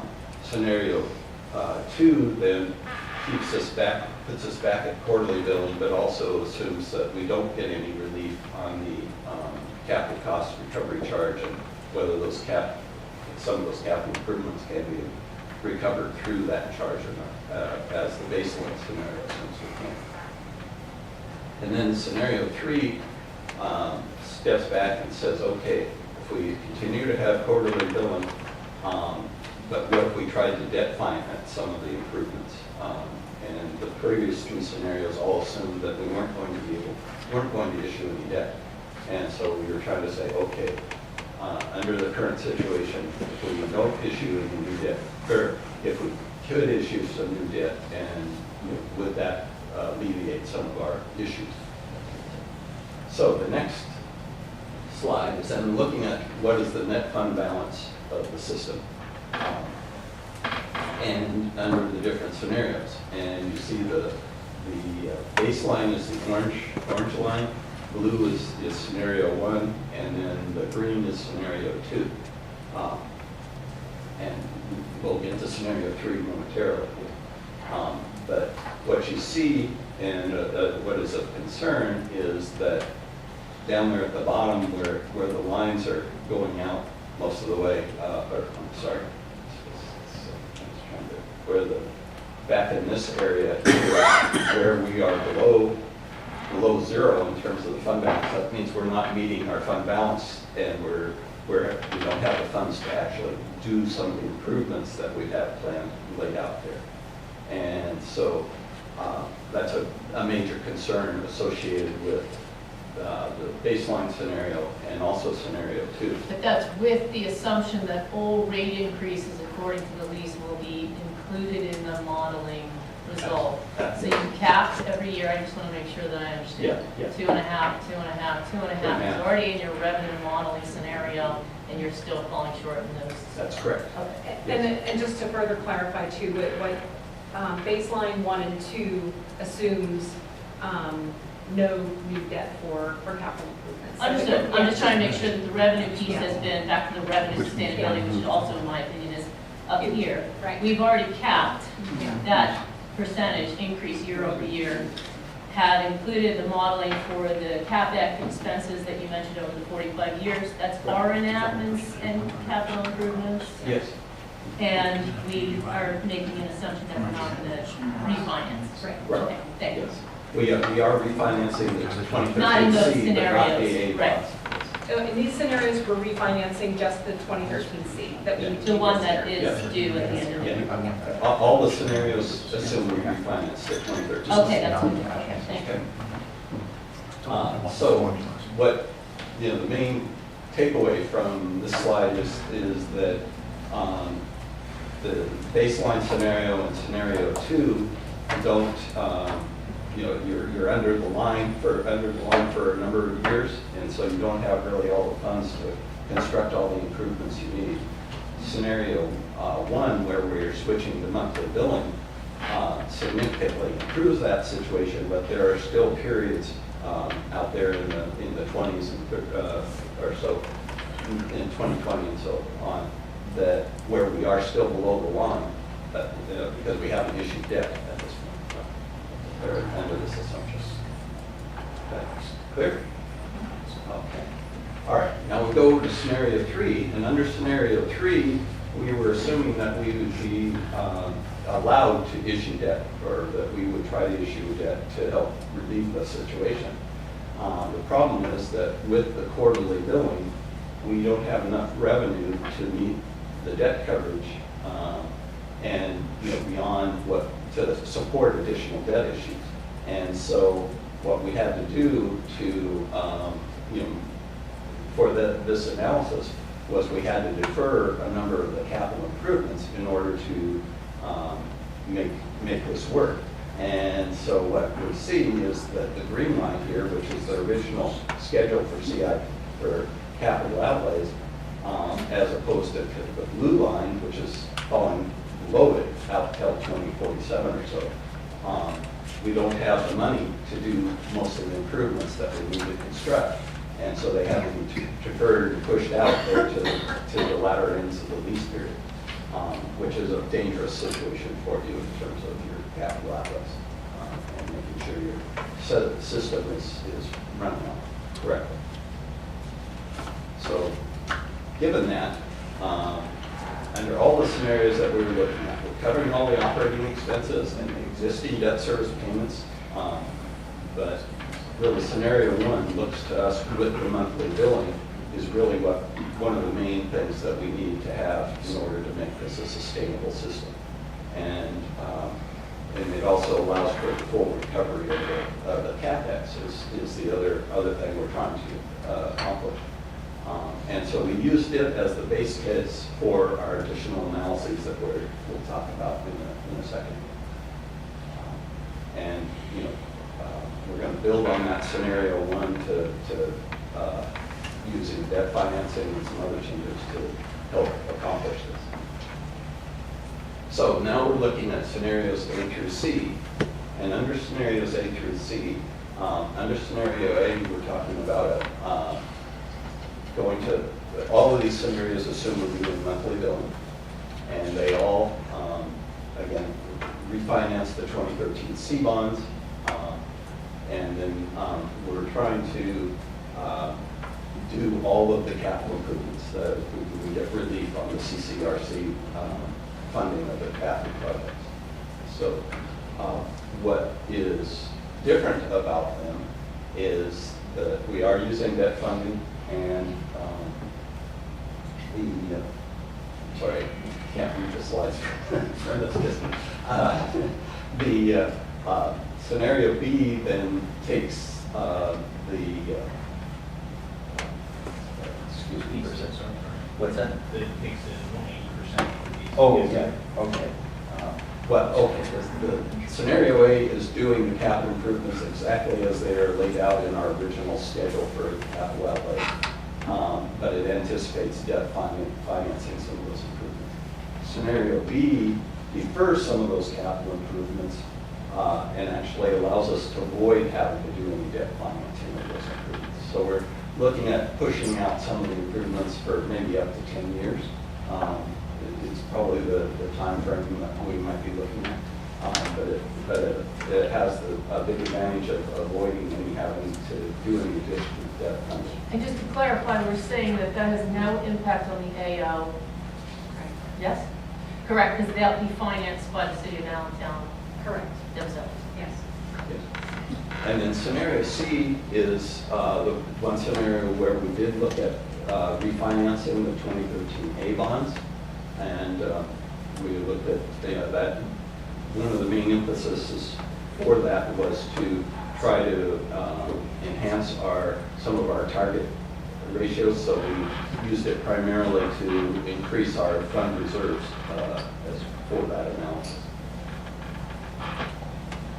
So if we look at the net fund balance under these three sets of scenarios, they all are in the positive range. They meet all the key financial targets that we went over at the beginning of my discussion, and that you see that the fund balance starts rising rapidly after 2037, and then more rapidly again out in 2047 when the 2013 bonds are all retired. So you see that rapid rise, which offers some real flexibility out there later on to potentially deal with some of the affordability issues that we might be looking at toward the end of the lease. So there's some real benefits potentially out there in the latter terms of the lease to help manage some of those issues. And some of the other things that we could be looking at is possibly when we do have those those large fund balances out there in the latter years, that we could maybe move up some of the capital improvements, do some of them earlier or something like that. And okay. So the capital outlays, capital spending, as I mentioned, under scenario A, we're doing, which is the orange line. It's the original schedule of the capital outlays, but it relies partially on new debt to finance those improvements. Scenario B assumes that we defer some of those capital outlays and actually avoid issuing any new debt. But as you can see, it's running underneath the orange line for a number of years there in the early periods, and then again toward the middle. But then it's higher out the latter period. So again, we're deferring some of the capital outlays to make it. And then scenario C, which would refinance a portion of the 2013 A bonds, it kind of follows along with the B pretty closely, and that's why you don't see it as much, I guess, if you will, in that chart. But here on the debt coverage, which is another one of our financial metrics we're looking at, you see that the C bonds kind of jump up earlier because we refinanced the 2013 A bonds and pushed out some of the debt service payments, so we get a better debt service coverage early on. But we have some additional needs out there a few years later that bring it back down under our target of 1.8. And you see that all three of the scenarios get us ultimately up to the 1.8 target coverage ratio out there by 2027. So we're scenario B gets us there a little quicker, but than A. All right. And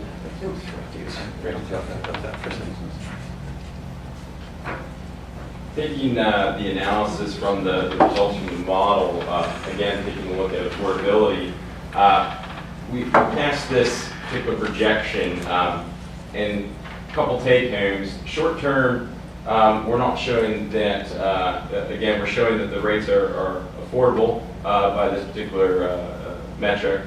And long-term, there may be some need for that. But it is important to note that, as with our modeling, as you get further and further out, you're relying on a lot of assumptions as to what that projection. So this may or may not come to fruition just because of those particular things. But again, given that our model is a long-term model, we want to take a look and assume that at least at this point, it's all held. And how does that balance affordability as an organization? Because while it might be affordable for the customer, incurring $771 million of debt and stringing that out is not affordable.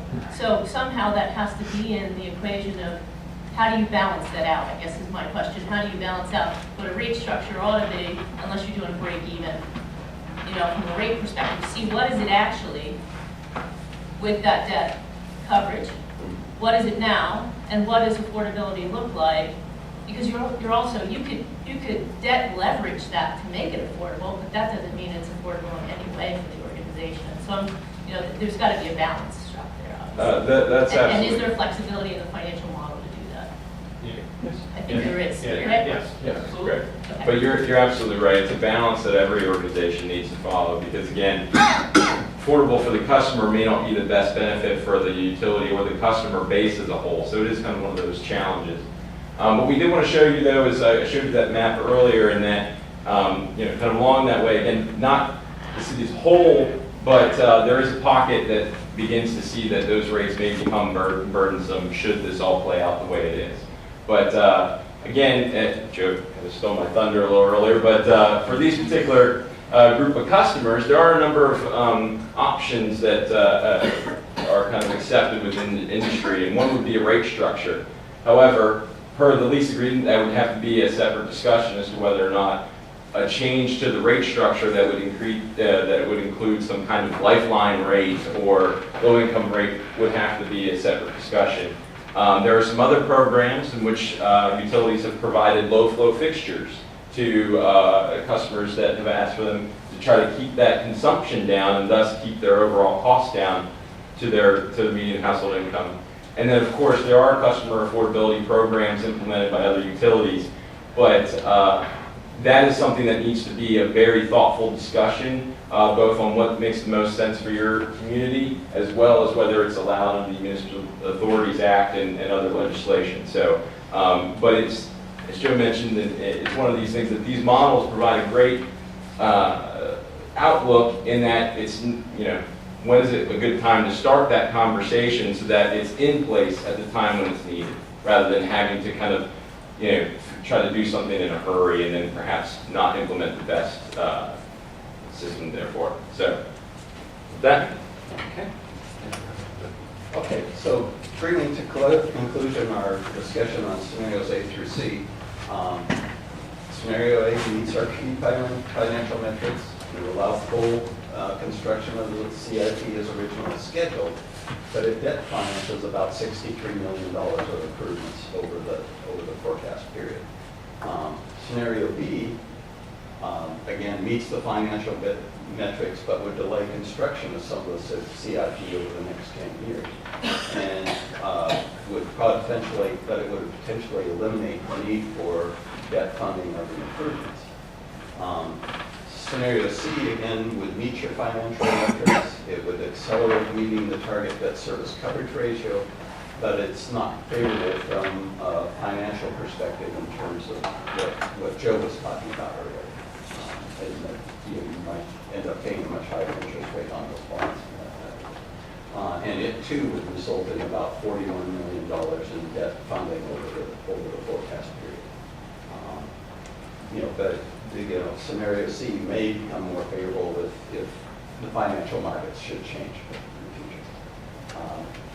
Under the CAPEX, there we have careful prioritization and phasing of the CAPEX is really going to be critical to determine whether you can do scenario B or whether you're going to have the needs for replacing elements of your system following more of the schedule in scenario A.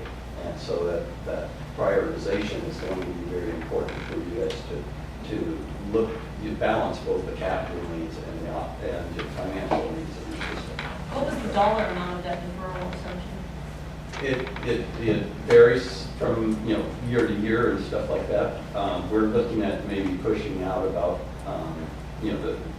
mostly about 10 years. So what might be something that you might need in next couple of years, you might push that out 10 years, and so it varies from period to period because you're still trying to do some of it, but not all of it. And The difference here is either borrowing $63 million to do the projects on schedule or not borrowing at all. Right. So that's the best estimate of. Yeah, the question of Right. what was the dollar amount? That's probably the best estimate of how much you're referring.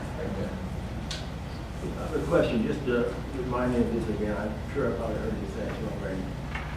The upcoming, under CapEx, the upcoming 10-year period when funds are most limited. Why are funds most limited on the upcoming 10 years? Because that's where you're having the most tightness in terms of your revenues not being as plentiful as they are later on. Because you have that escalator built into your rates, and that into the rates for the city system, I should say. And so you're under the tightest fiscal situation in the next 10-year period or so. But I would just think that line would sort of go like this. I'm just wondering why, is there something happens big after 10 years it's going to relieve us? Not necessarily anything big that happens, it's just the process of the rates rising up and the capital needs are greatest, or there's quite a bit in the way of capital needs over the next. That mean our needs are necessary for the next 10 years. Right. Let's say like, if you look at this chart there, you can see that under the orange line, which is the original schedule of the capital needs, they're fairly high over the next 10-year period. And, before they drop down a little bit, then jump up again. Okay. So that's really what's driving the capital needs over the next 10 years. Yes. And again, we want to emphasize that this is based on, say, the water master plan and our estimate of what we think is the replacement needs on the wastewater system. We're doing your wastewater master plan at this point in time, and it may come up with some significant differences from what we've come up with for your analysis, because we haven't done a full master plan. All right, with that, I'm going to turn it over to Joe to wrap things up. Thanks, Steve. So, a lot of information we presented. We gave you a little insight into some of the detail that the study went into, some of the complexities of the situation. But want to circle it back to kind of the three main areas we talked about in the beginning. Start with revenue sufficiency. The modeling shows that sort of continuing the business as usual could put LCA in a very vulnerable financial position in the short term based on available cash. And also could affect the ability to refinance the 2013 C bonds and meeting the bond covenant. So there is some risk here in the short term by not changing some of the purchase receivable. It's our opinion that LCA must have the full recovery on the CCRC and implement monthly billing, follow a path to get that city system sustainable financially. As you saw with the scenarios 1, 2, and 3, when we didn't have those, either the CapEx program has to be significantly slashed, which creates a risk to both the LCA and the city customers. So there's an issue there that needs to be worked through. But affordability in the short term will remain less than that 4.5 threshold of median household income through about 2043, based on the model projections. Long term, there looks to be a potential affordability issue, and that's something that requires an additional evaluation. We'll talk about recommendations in a minute. Debt profile, Joe talked about it, time of the essence as it relates to refinancing the 2013 C bonds to be able to meet your short-term financial commitments, that balloon payments coming up quick. And then we're not recommending at this point, given the tax implications, interest rates, et cetera, and the net benefit really to LCA of doing a refinancing or restructuring the 2013 bonds. But that's something LCA should continue to monitor and keep an eye on, especially get out about 5 to 10 years and see if some of that situation changes.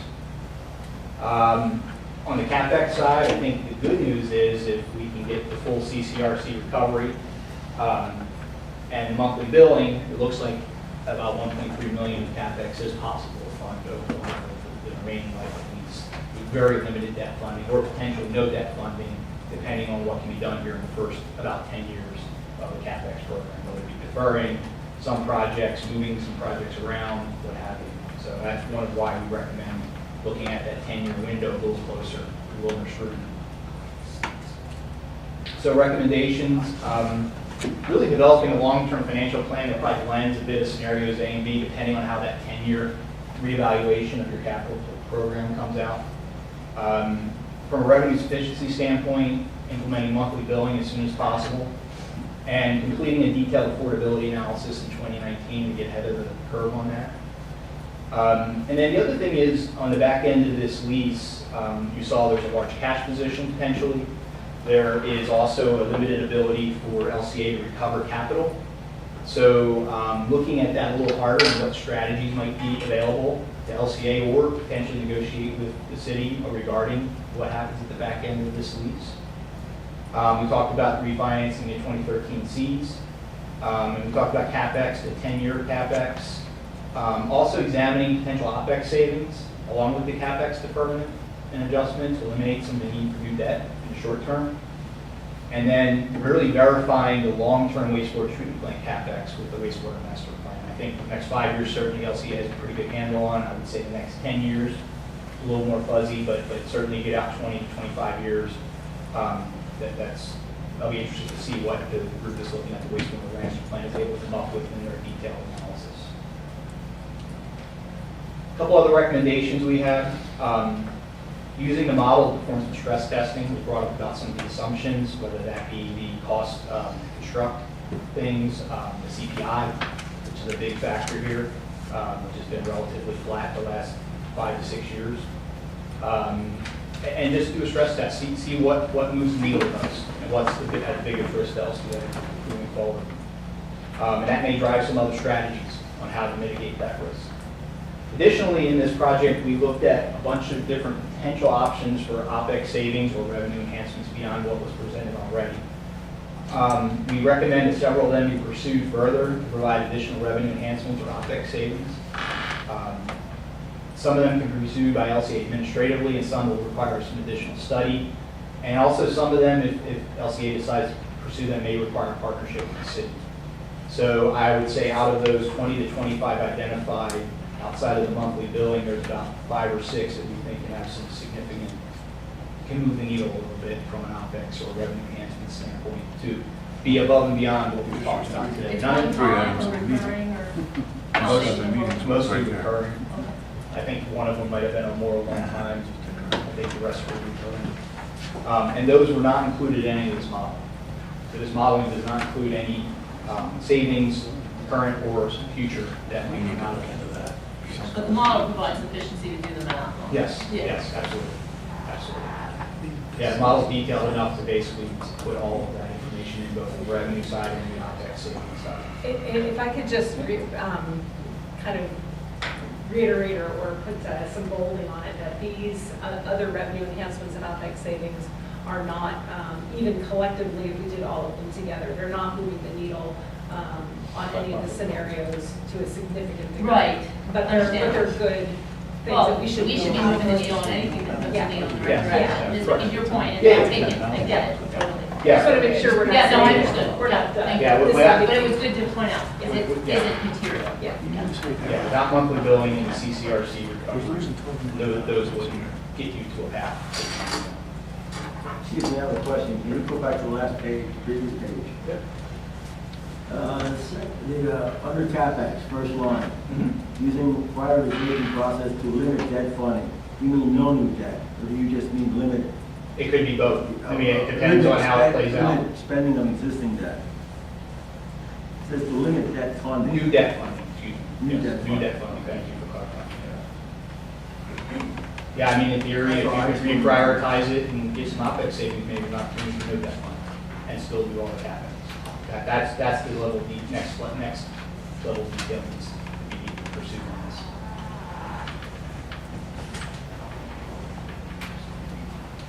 And I think that is all we have. Thank you for your patience and your attendance. Appreciate it. Any questions the board has, or if you want to? I just have procedural questions. I want to thank everybody for doing that. I think, certainly, the monthly billing thing is like, I can't believe we're still talking about this, I should have done that years ago. So procedurally, and scenario B, to me, seems the most fiscally responsible and sustainable because we're not incurring more debt and we have a financial mechanism for us to do that, to maximize all the things you said were really important, and the same things are really important to me in a different order. One is revenue sufficiency, because that's the way you drive organizational effectiveness over the long term. The next is the CapEx and what I would also call the R&M, because it's the full package, right? Short and long term, because we're going to fund that. And then debt comes last, which is we should exhaust every other means and mechanism before getting to that kind of conversation, because I do believe in the long run, that's unaffordable. Certainly from a working capital management and another perspective. And so it's nice to see the recommendations. My biggest next ask is, are we voting on cash flow on monthly billing now? We've been talking about it for a while, and what's the next step in terms of implementation? And then I would also say, and Ed and I had a good conversation about the usefulness of the model, which is really from an actual tangible takeaway for me, is what is really nice, because that's ours, and we need to use it all the time to do those what-ifs that you're talking about, to measure what we say and what we do. But also, we shouldn't define the city division. This should be an entity level, and Ed and I talked about this, should be entity level modeling, should be entity level city, suburban, water, wastewater, wastewater. We're doing all of those things to figure out what's our revenue issue, what's our debt issues, what's our routine, R&M and capital improvements. And then when we know, we need to tactically make some really fast, but thoughtful, to your point, we've got all the stuff to make those decisions to minimize debt, to, get the revenue in place sustainability-wise, and to try and not defer, but may have to defer, because you can't spend what you don't have, to get back to a level of doing that routinely. And this model is a huge benefit, I think, going forward, if we're going to use it every month and, all the time to make those decisions. So procedurally, I'd like to ask the staff of the board about hopefully next steps, either, now as it relates to monthly billing, putting up a vote for that, or what are the other things that we can do in terms of voting on these so we can move ahead this time. And thank you all for your inputs and time on this. Really, very good. I'll just say from the staff viewpoint, monthly billing is something that we would want to go into carefully, and with the benefit of some public input, because this is the first discussion. But we've talked about many of the tactical pieces of that. Right, we have, and so I think that we're prepared to fairly quickly go out to the public with some messages about what that means, give some opportunities for public input, whether it's a meeting, some web interface, and some opportunities for public to participate in that. I think that's important to do, and that way we can turn that over to you for a more formal decision on it, later in May or even early June. Our implementation timeline is about 3 months, so we can hit that target of a third quarter implementation still with allowing a month or so in there for public input. That's my recommendation, to allow for that. I also think it's brought in right out the other side. I can't remember what I was just about to say. The C-bonds? Oh, the C-bonds, yes, thank you. The C-bonds, we need to retain financial advisor pretty much now to do that. And so being on a path toward implementing the monthly billing and knowing what that means for us financially and getting the financial advisor on board to help us do that. I think those are the two big first steps we need to do. But I would say, in my opinion, before we even talk about that, and maybe it's concurrently, there should be a full-on modeling of every single division and every single, so we know all the rates we have to talk about, all the revenue things we have to talk about, not just for the city, but for organizationally as a whole, right? I mean, we should be talking about that all at the same time. We shouldn't be piecemealing it. That model is, and we spent some time, it's very easy to use, it's very flexible. We should be plugging that math in now, and at least moving forward with this consistent discussion about rates for the entity level and all of the different, we shouldn't be piecemealing stuff, in my opinion. But we do have to keep them separate. Well, there's no question about it, but keeping them separate and doing the math for 4 rolling up to 1 at the same time from a decision-making perspective is way more, in my opinion, strategic than efficient. Yeah, I would just say that the process from October to now to building the model so that it accurately reflects all the inflows and outflows has been not easy. And so the intricacies of how the Allentown division works are different than those things that impact how the suburban division works. So we can use the model, I think, for other divisions. It's just going to take some time to be able to do that, and to have it be accurate to the level of accuracy that I think we have now on the Allentown division.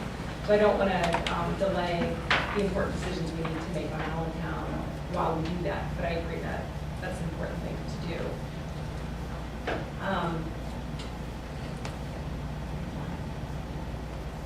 Okay. Any other board comments, questions?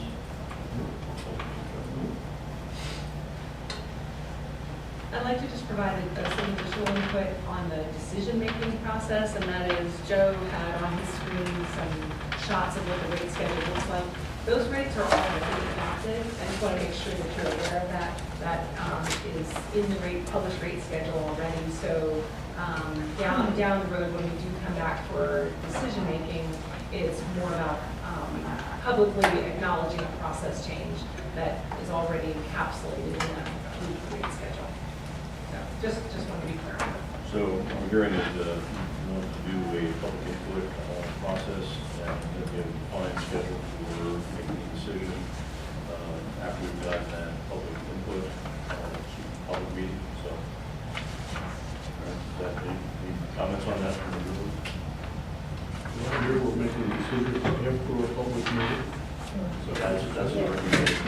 And how soon will that be? Well, So we'll, the C bond, as far as I'm concerned, you need to pass a motion on monthly billing. I'd like to pass a motion on the C bonds so that you have the 6-month window and close very quickly. I think you should get that on the way. Yeah, I just do it. I was hoping we'd take action to approve that today. we need to have a proposal from a financial advisor for you to approve, and we'll have that at our next meeting. Oh, okay, that's fine. Yeah. So the next meeting, we'll have a proposal to vote on it then. But just to be clear, the financial goal should not to be stringing that out again, right, on this.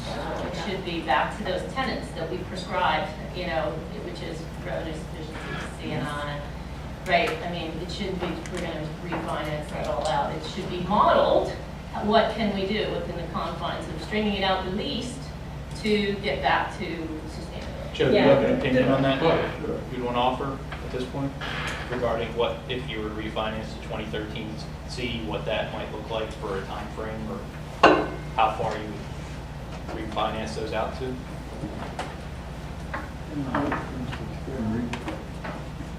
Yeah, I mean, you could potentially go, and I think in one or two iterations of the model, we did carry it out for a longer time horizon. I would say that there's a fair amount of wood to chop in terms of things you can do, whether it's monthly billing, other process improvements, revenue enhancements, OpEx savings, prioritizing the capital plan. Given the complexity of everything that the board is facing as well as staff, I think terming it out for the rest of the life of the other pieces of debt that are outstanding, I think that's acting a bit rashly. I would be in the camp that says, it was originally a 5-year bullet maturity. Let's maybe extend it out another 5 or 7 years, and let's see how all of the things that you're going to be doing as a board and as a staff over the next few years to sort of get this on a long-term sustainable path. And then at that point, as that progress gets made, you'll be in a better position to back up public markets and potentially refinance the Cs as well as the As. What you need is some operating stability and some operating experience with some of the things you're implementing. So I keep a little bit on the short end.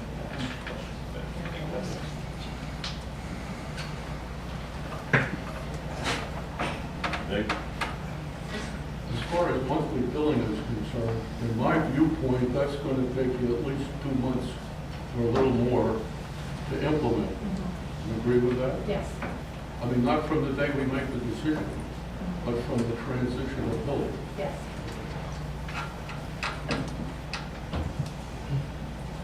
So timeframe wise, looking for a public meeting in May and a decision by the board in June. Yeah, and Any timeframe laid out? the issue with May is that we have a holiday in there. So we have 2 meetings just on the schedule. We have 2 meetings back-to-back Mondays, the 14th and the 21st. And that's probably just for proper notice about a public meeting and getting the word out to people about the meeting. We're probably looking at mid-May until we can get all those pieces together to have that meeting. So if we can bring it to you on May 21st for a decision, we'll try to do that. But that depends on Sue's capability to pull all the public notice stuff together in time. So her first big challenge of many. And then depending on that, if that doesn't work, then the June 11th meeting is the next one after that. And the logistics of the public meeting, when they're going to have it in the evening at the county commissioner's office? We'll have it in the evening at a location to be determined, but in Allentown. Yes. Okay. Anything else from us? No. Everybody satisfied? Opportunity for, thank you, you sit down, opportunity for any public input. Yes, I don't want to denigrate the work done by the consultants, because that financial model sounds like an awesome tool. Of course, like any tool, it's only effective if it's brought out of the toolbox. So we'll see. One of your recommendations was the LCA cannot conduct business as usual. Thank you very much. Citizens have been saying that for 5+ years now. So thank you for the common sense suggestion. The concern about that is I just heard the statement. Well, earlier I mentioned 3 items a meeting at minimum. I saw 7 meetings worth of suggestions that are if you only do 3. But the comment was made in the business as usual fashion, those things won't move the needle. This is delusional. You need to save every freaking dollar you can save. I mean, that's like a family saying we have $735,000 of credit card debt, which if you made the LCA's budget into an equivalent family budget, that's what you have. But we go out to dinner 4 nights a week on credit cards. If we stop that, it's not going to move the needle. Come on. This is people's money you're talking about. Getting to that point, affordability. The issue isn't just if it's affordable. The issue is going to be when the ratepayers find out where the money's going. It's a lot different if it's paying for service and repairs versus Wall Street. $771 million is going to Wall Street, essentially. Anyway, so, that'll be a future discussion. 2 quick questions. Your CapEx assumptions, that assumes nothing, I have to phrase this carefully, new outside of the existing system. I mean, there's going to be new equipment in the existing items, but new, I mean expansions. None of that's modeled, correct? Okay. As advisors to a cash-starved entity, would you recommend, especially since we still don't know what an ROI is on running 1,000 feet of pipe, I don't know if that's an appropriate quantity. I've been asking that question for 5 years. Is it wise to divert cash into new development or expansions or acquisitions, especially if you have to finance it with debt? Or should you put a moratorium on all that, or adopt a policy of 100% recoverable costs by developers benefiting from such a move? Don't need to give an answer now. I think it's a little bit common sense until you know what the ROI number is. I don't think it's going to be a year or 2 for that kind of capital investment, but something the board should look into. Can I just clarify one point? Sure. So it's clear. We are not suggesting that LCA not look at these OpEx and revenue enhancements. The point we were trying to make is... Oh, I was aimed at the board, not you. Okay. I understand, but just so Okay. you understand Sure. that, and this is from my discussions with staff, that they are committed to looking at these. They are committed to trying to implement as many of these as they can within their power. Some of them are going to require discussions with the city because they require some fundamental look at a condition of the lease. Sure. So what we're trying to say is that if we did even all of those that were feasible even between LCA on their own and the city, that would not produce a sustainable path on its own. We're not suggesting it should be Without the monthly billing and the... I agree. Okay, just want to make sure. But again, they need to save every single dollar they can. This year's budget shows a minus $12 million cash flow. So, okay, thank you very much. I just want to make something clear now. On our capital expenditures in the city, we're not anticipating capital expenditures for like new roads. I believe there's at least 4 projects when I looked at the CAFR. No? So, yeah, there's a lot of building going on down there. Yeah, but you got, who pays? Sorry. Yeah, projects that are related to laying new pipe for specific developments are paid for by the developer. There's also service agreements in Allentown for how expansion to treatment facilities are handled, and he pays for that. So if there's suburban growth that's happening that requires additional treatment capacity at Klein's Island wastewater plant, Suburban pays for those expansions. So that is kind of a basic principle of how we do projects like that. Yeah, I just want to say... But is it 100% recoverable? We're not spending our capital expenditures on it. You don't even know what your ROI is, so I'd like to see how those fees are calculated. I'd like to see the formula. Thank you very much. Okay, any further public? Yes. Yeah, as a financial advisor, I've sold municipal bonds for 35 years. And the one thing that really sticks out here is that the interest on new debt, according to you guys, is estimated to be 6.6%. Correct me if I'm wrong, that's junk status.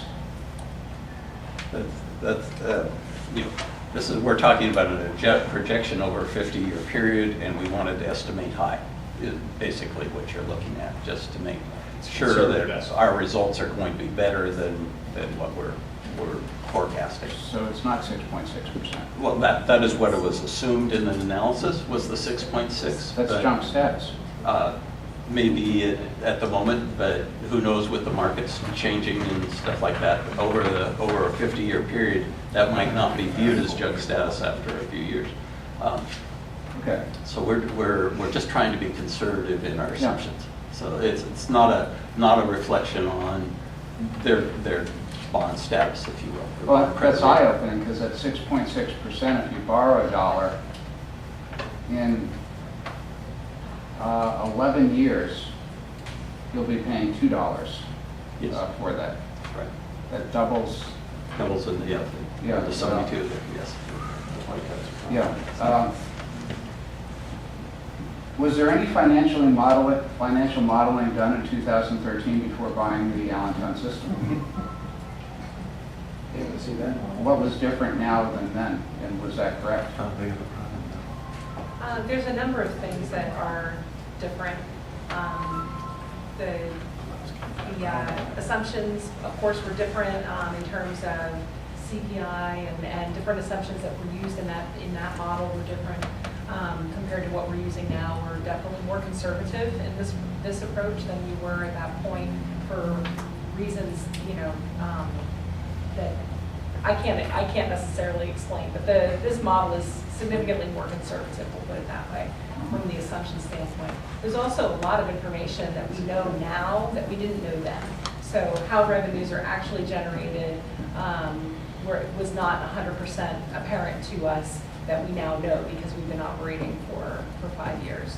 There's also a significant increase in the capital expenditures that we're assuming in this model. We did include capital expenditures in the prior model, but to a much lesser degree than what we have in this model. Yeah, okay. What's really disconcerting to myself and a lot of county commissioners was that there's no principal payments. Now, just common sense that Allentown should be immediately accretive to earnings. And the fact that it isn't, puts everybody back on their heels. We're talking, I don't know, $8 to $13 million deficit this year. Why isn't Allentown showing earnings? Allentown division is showing positive cash flow. It's showing negative net income. And I'd have to ask the financial end of the table to explain what that means. The city is showing a negative net income. We also budgeted a negative cash flow because most of the capital expenditures were going to come out of the residual from operations plus the money that was still left in reserves from tapping fees and et cetera. So yes, it is a negative number. Okay. There hasn't been any discussion about the hundreds of millions of dollars of EPA and DEP demands. Is that factored into this model that you're showing? The administrative order is a city liability, so the city will plan for and pay for those expenses. It's not an LCA expense. A Morning Call article from a few years ago inferred that LCA as a whole was going to be incurring $500 million in expenses, or something along those lines. Is that included in what we're seeing here? The work that LCA has been representing in our public meetings about administrative order and those kinds of expenses are suburban. So we would have that in our financial model as it relates to the rate structure. Yes, on the suburban end, yeah. Okay, if you're not in compliance with the debt service covenants currently, We are. in 2016, the Morning Call article said it was 1.03%. I can't speak to what the Morning Call may have reported in 2016, but we have met every They were debt. quoting the CFO. You have to be careful because the Morning Call did an article in an interim period in the year. And at the time that we did that interim period, we were below the 1.20. However, the indenture runs on an annual basis, and the most important number is whether or not you hit 1.20 during the last month of the year, so that your year-to-date figure is at 1.20. And we beat that. We have not been below 1.2 in any year and do not expect to be below that now. I can tell you that based on revenue flows in the first quarter, it could be interesting because your revenues do not reflect any rate increases for a period of time because of quarterly billing. So the first quarter is typically lower than it is in quarter 2, quarter 3, and quarter 4. And my guess is at that time was early in the year, because I do remember them talking about debt service. But I can assure you that every year we have met 1.20, and that gets audited by the certified public accountants, and it's also verified by independent engineers. Yeah, and then just to clarify, at the end of the year, that coverage ratio that's auditable year over year includes the actual principal and interest payments that you make. Net is going to come up with the debt service coverage. It'll include the principal payments and the interest payments in the financial statements that are utilized to determine the debt coverage ratio. That is correct. However, he raised the point, and we'll address that. Most of the debt service coverage in the early years of this concession agreement were interest only. And the principal portion don't kick in until a later time. And that's why we're sitting here looking at these models. Right, but for example, in 2017, there's $13 million of interest payments. That's going to be in our 2017 audit as part of the debt service coverage ratio calculation. Because we made that $13.05 million. Right, okay. One more thing.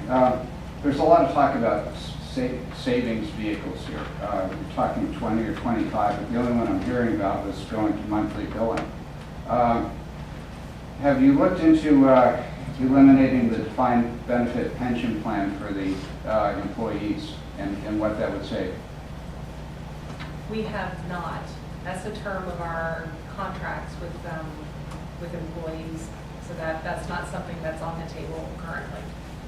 Is there any reason why it wouldn't be on the table in the future? I think anything is possible when you're talking about expenses. When you're negotiating the union contract, those are things that you talk about. Yeah. Is it only the union people in Allentown that are on defined benefit pension plans, or are there people in the suburban district? We have, the entire organization is on one pension program, and that's by the Pennsylvania Municipal Retirement System. One entity may only have one plan. So we're all on the same plan. We can't have a separate plan for these employees versus those employees. So we're all on the same plan.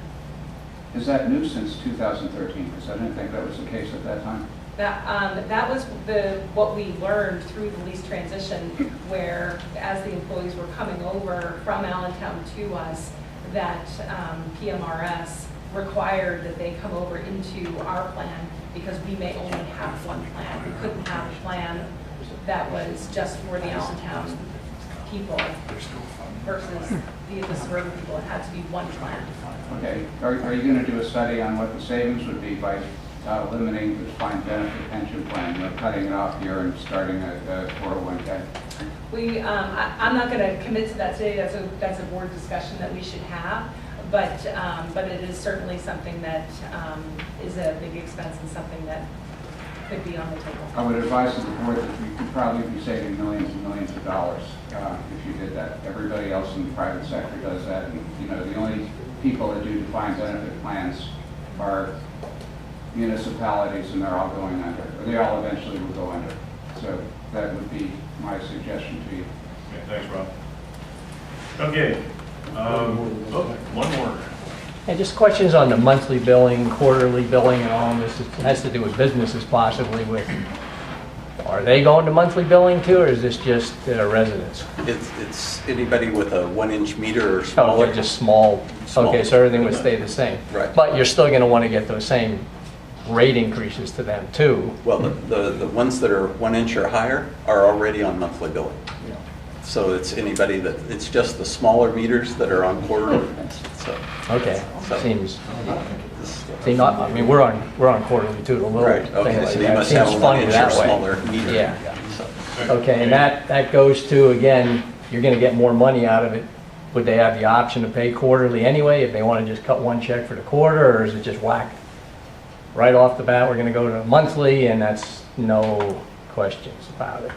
I think that's Just to something get- that we'll seek the public input on, but the plan would be to move everyone consistently, so we have uniform application of the rates, and, you know, and that's something that we will decide in the days ahead, but not today. Okay, and then what Rob was saying about the unions and stuff and coming over, they came from Allentown, they have a contract, that's gold. They come to here, you have a different contract, probably. We assumed their contract at that time. Okay, so you might have employees doing the same things with two different rate columns or something? Or did they have to, you had to up one or down another, or? We actually have two unions. So we have a union for our suburban operations, and then we have a union for the Allentown operations, because that's what came over to us in the lease. And so the operators who work in Allentown are all covered by one contract, which is the contract that came to us through the lease. Okay, so nothing changed, Right. but somehow they have to combine. But the- Allentown well, and- there's the union contract, and then there's the pension contract, two different things. So the union contracts are different, two separate contracts. The pension is one pension plan for all employees, whether you're union, non-union, suburban, Allentown, it's one pension plan for all LCA employees in the LCA pension program. Even though Allentown had their own pension stuff? They moved into our pension plan, so they had to accept the terms of our pension plan. Okay, and that came at the point where they were coming up for their new contract, or in between? On August 8th of 2013, they became LCA employees in LCA's pension plan, regardless of what they had in Allentown. They had some choices they could make. Employees could port their benefits over from what they earn from Allentown into our plan, or they could freeze their benefits for what they had in Allentown and start fresh with us. You know, a couple different options for how that would work, but they're all in the LCA's plan. Okay, and one other thing, were there ever any missed opportunities for rate increases through this whole session that might offset something like this, where you wouldn't have to extend out as far for monies borrowed, because, well, we have some a little bit more than we could have? And I think the missed opportunity, if you want to call it that, is the monthly billing rates that were in the lease from day one. If we had opted to implement those, we believe that's an option we could have done, but we did not. We're doing it now. But the rate increases didn't start in 2013, 2.5. 2016. 2016. Yeah. Thank you. Okay, we're going to move on to item number 7 on the agenda. Financial review, I think that's pretty much that. I'm just going to hit on the summary, and I think we'll just focus on year-to-date, since we looked at a lot of numbers. If you look at the income statement, suburban water is good, it's a positive number. If you look at suburban wastewater and city division on the net income side, they're on the negative numbers. I mean, compared to our forecast, they're not that far off, so I guess that's a good thing. As you look at the cash flows, actually all three funds are showing a positive cash flow. All three funds are showing cash flows that are better than forecast, mostly as a result of capital spending being a little bit lower than what we had forecast for the first quarter. So that's been a help in terms of cash flow. As you look at debt service coverage ratio, we're at 1.56 in city and suburban water. You're at 6.13 in suburban wastewater, and city division is 1.53. So again, all three funds are better than target. All three funds are actually tracking a little bit better than budget. We are going through Q2 forecast right now so that we can see what we think the rest of the year is going to be, and we'll compare that and report on that at the next go around. But I don't see anything as I'm going through some of the numbers, that would suggest that we got any kind of major budget changes going on. I just have a quick question for Ed. On suburban water, the investments converted to 3.7. That's like short-term. That would be short-term instruments CDs that moved will into mature, cash. basically. How take much them.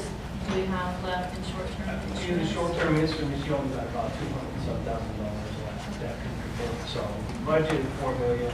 We took about 3.7. We got about $300,000. That could convert along the season. Okay, moving on to. Mr. Chairman, I'm going to, you know, I'm going to have to leave. I have to be up in Hyde in an hour. So. That's really. Thank you. Thanks, Scott. Long meeting. All right. Monthly system operation. That'll be me. This is the March report from 2018. I'll try to be as brief as I can. Water production in Allentown was 20.60 MGD. Central Lehigh demand was 9.07 MGD. Wastewater, Pine Island, 35.6 MGD. And the treatment plant accounted for 4.7 MGD of that. Precipitation totals for March, 3.25 inches. 37 reports that went to the city finance department. No NLDs for March. There was 2 SSO slag bypasses. There was 1 SSO at the Linwood wastewater treatment plant, and there was 1 bypass at the Heidelberg Heights wastewater treatment plant. Main breaks, there were none in Allentown and 1 in Suburban. 2,534 customer service inquiries, 204 shutoffs for non-payment, no injury accidents, or no emergency declarations. As far as projects going on, it's repaired. We have an issue going on at our pump station. Pump number 3 is down. We're trying to get that back up and running as soon as we possibly can. We can accomplish that. And other highlights, primary digester number 2 at Pines Island is in the midst of a clean out, which happens every 5 to 7 years. And that's about it. Explain the tons of snail shells. Tons of snail shells every year from the rocks. Rocky gets filters up in the snails. Any questions? Operation report. Staff comments. You have one? I have just one informational item because of the time of year. I wanted to get just a summary of information out to you about the annual performance evaluation and our increases for our non-union employees. Nothing significant to report other than we are almost $13,000 under budget for the increases that we provided, but those will, some of those funds will be used for some newer employees who were exempt from this year's process because they're still on probation or what have you. So overall, we've got a great employee base, not overall, but across the board, we've got a great employee base. And we have a lot of people who are doing a lot of great work, so appreciate the budget support for those increases. Anything from our solicitor? Not here. Okay. So I might pass something along. Any public input? I'd just like to make one additional comment, which is that Devin Chwastik and Allie Highlander are both in there.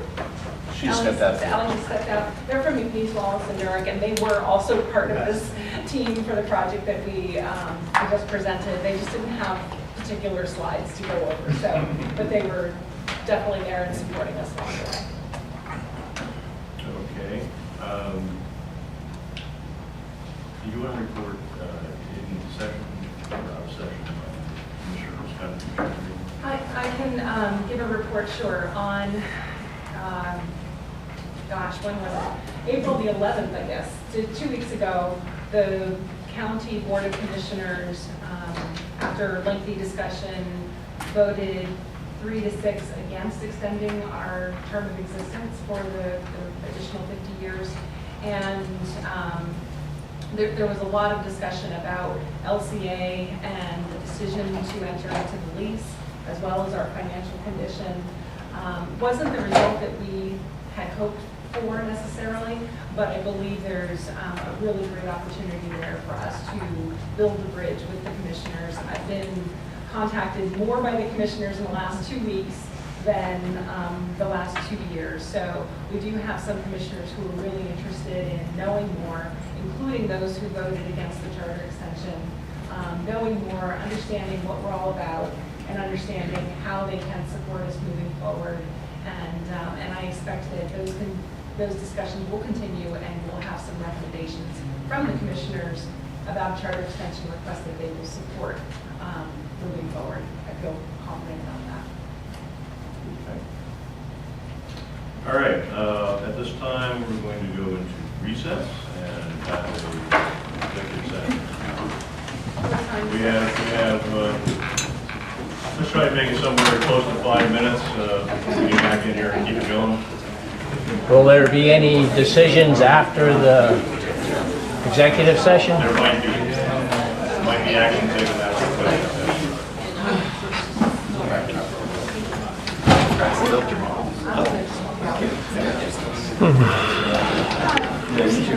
Yeah.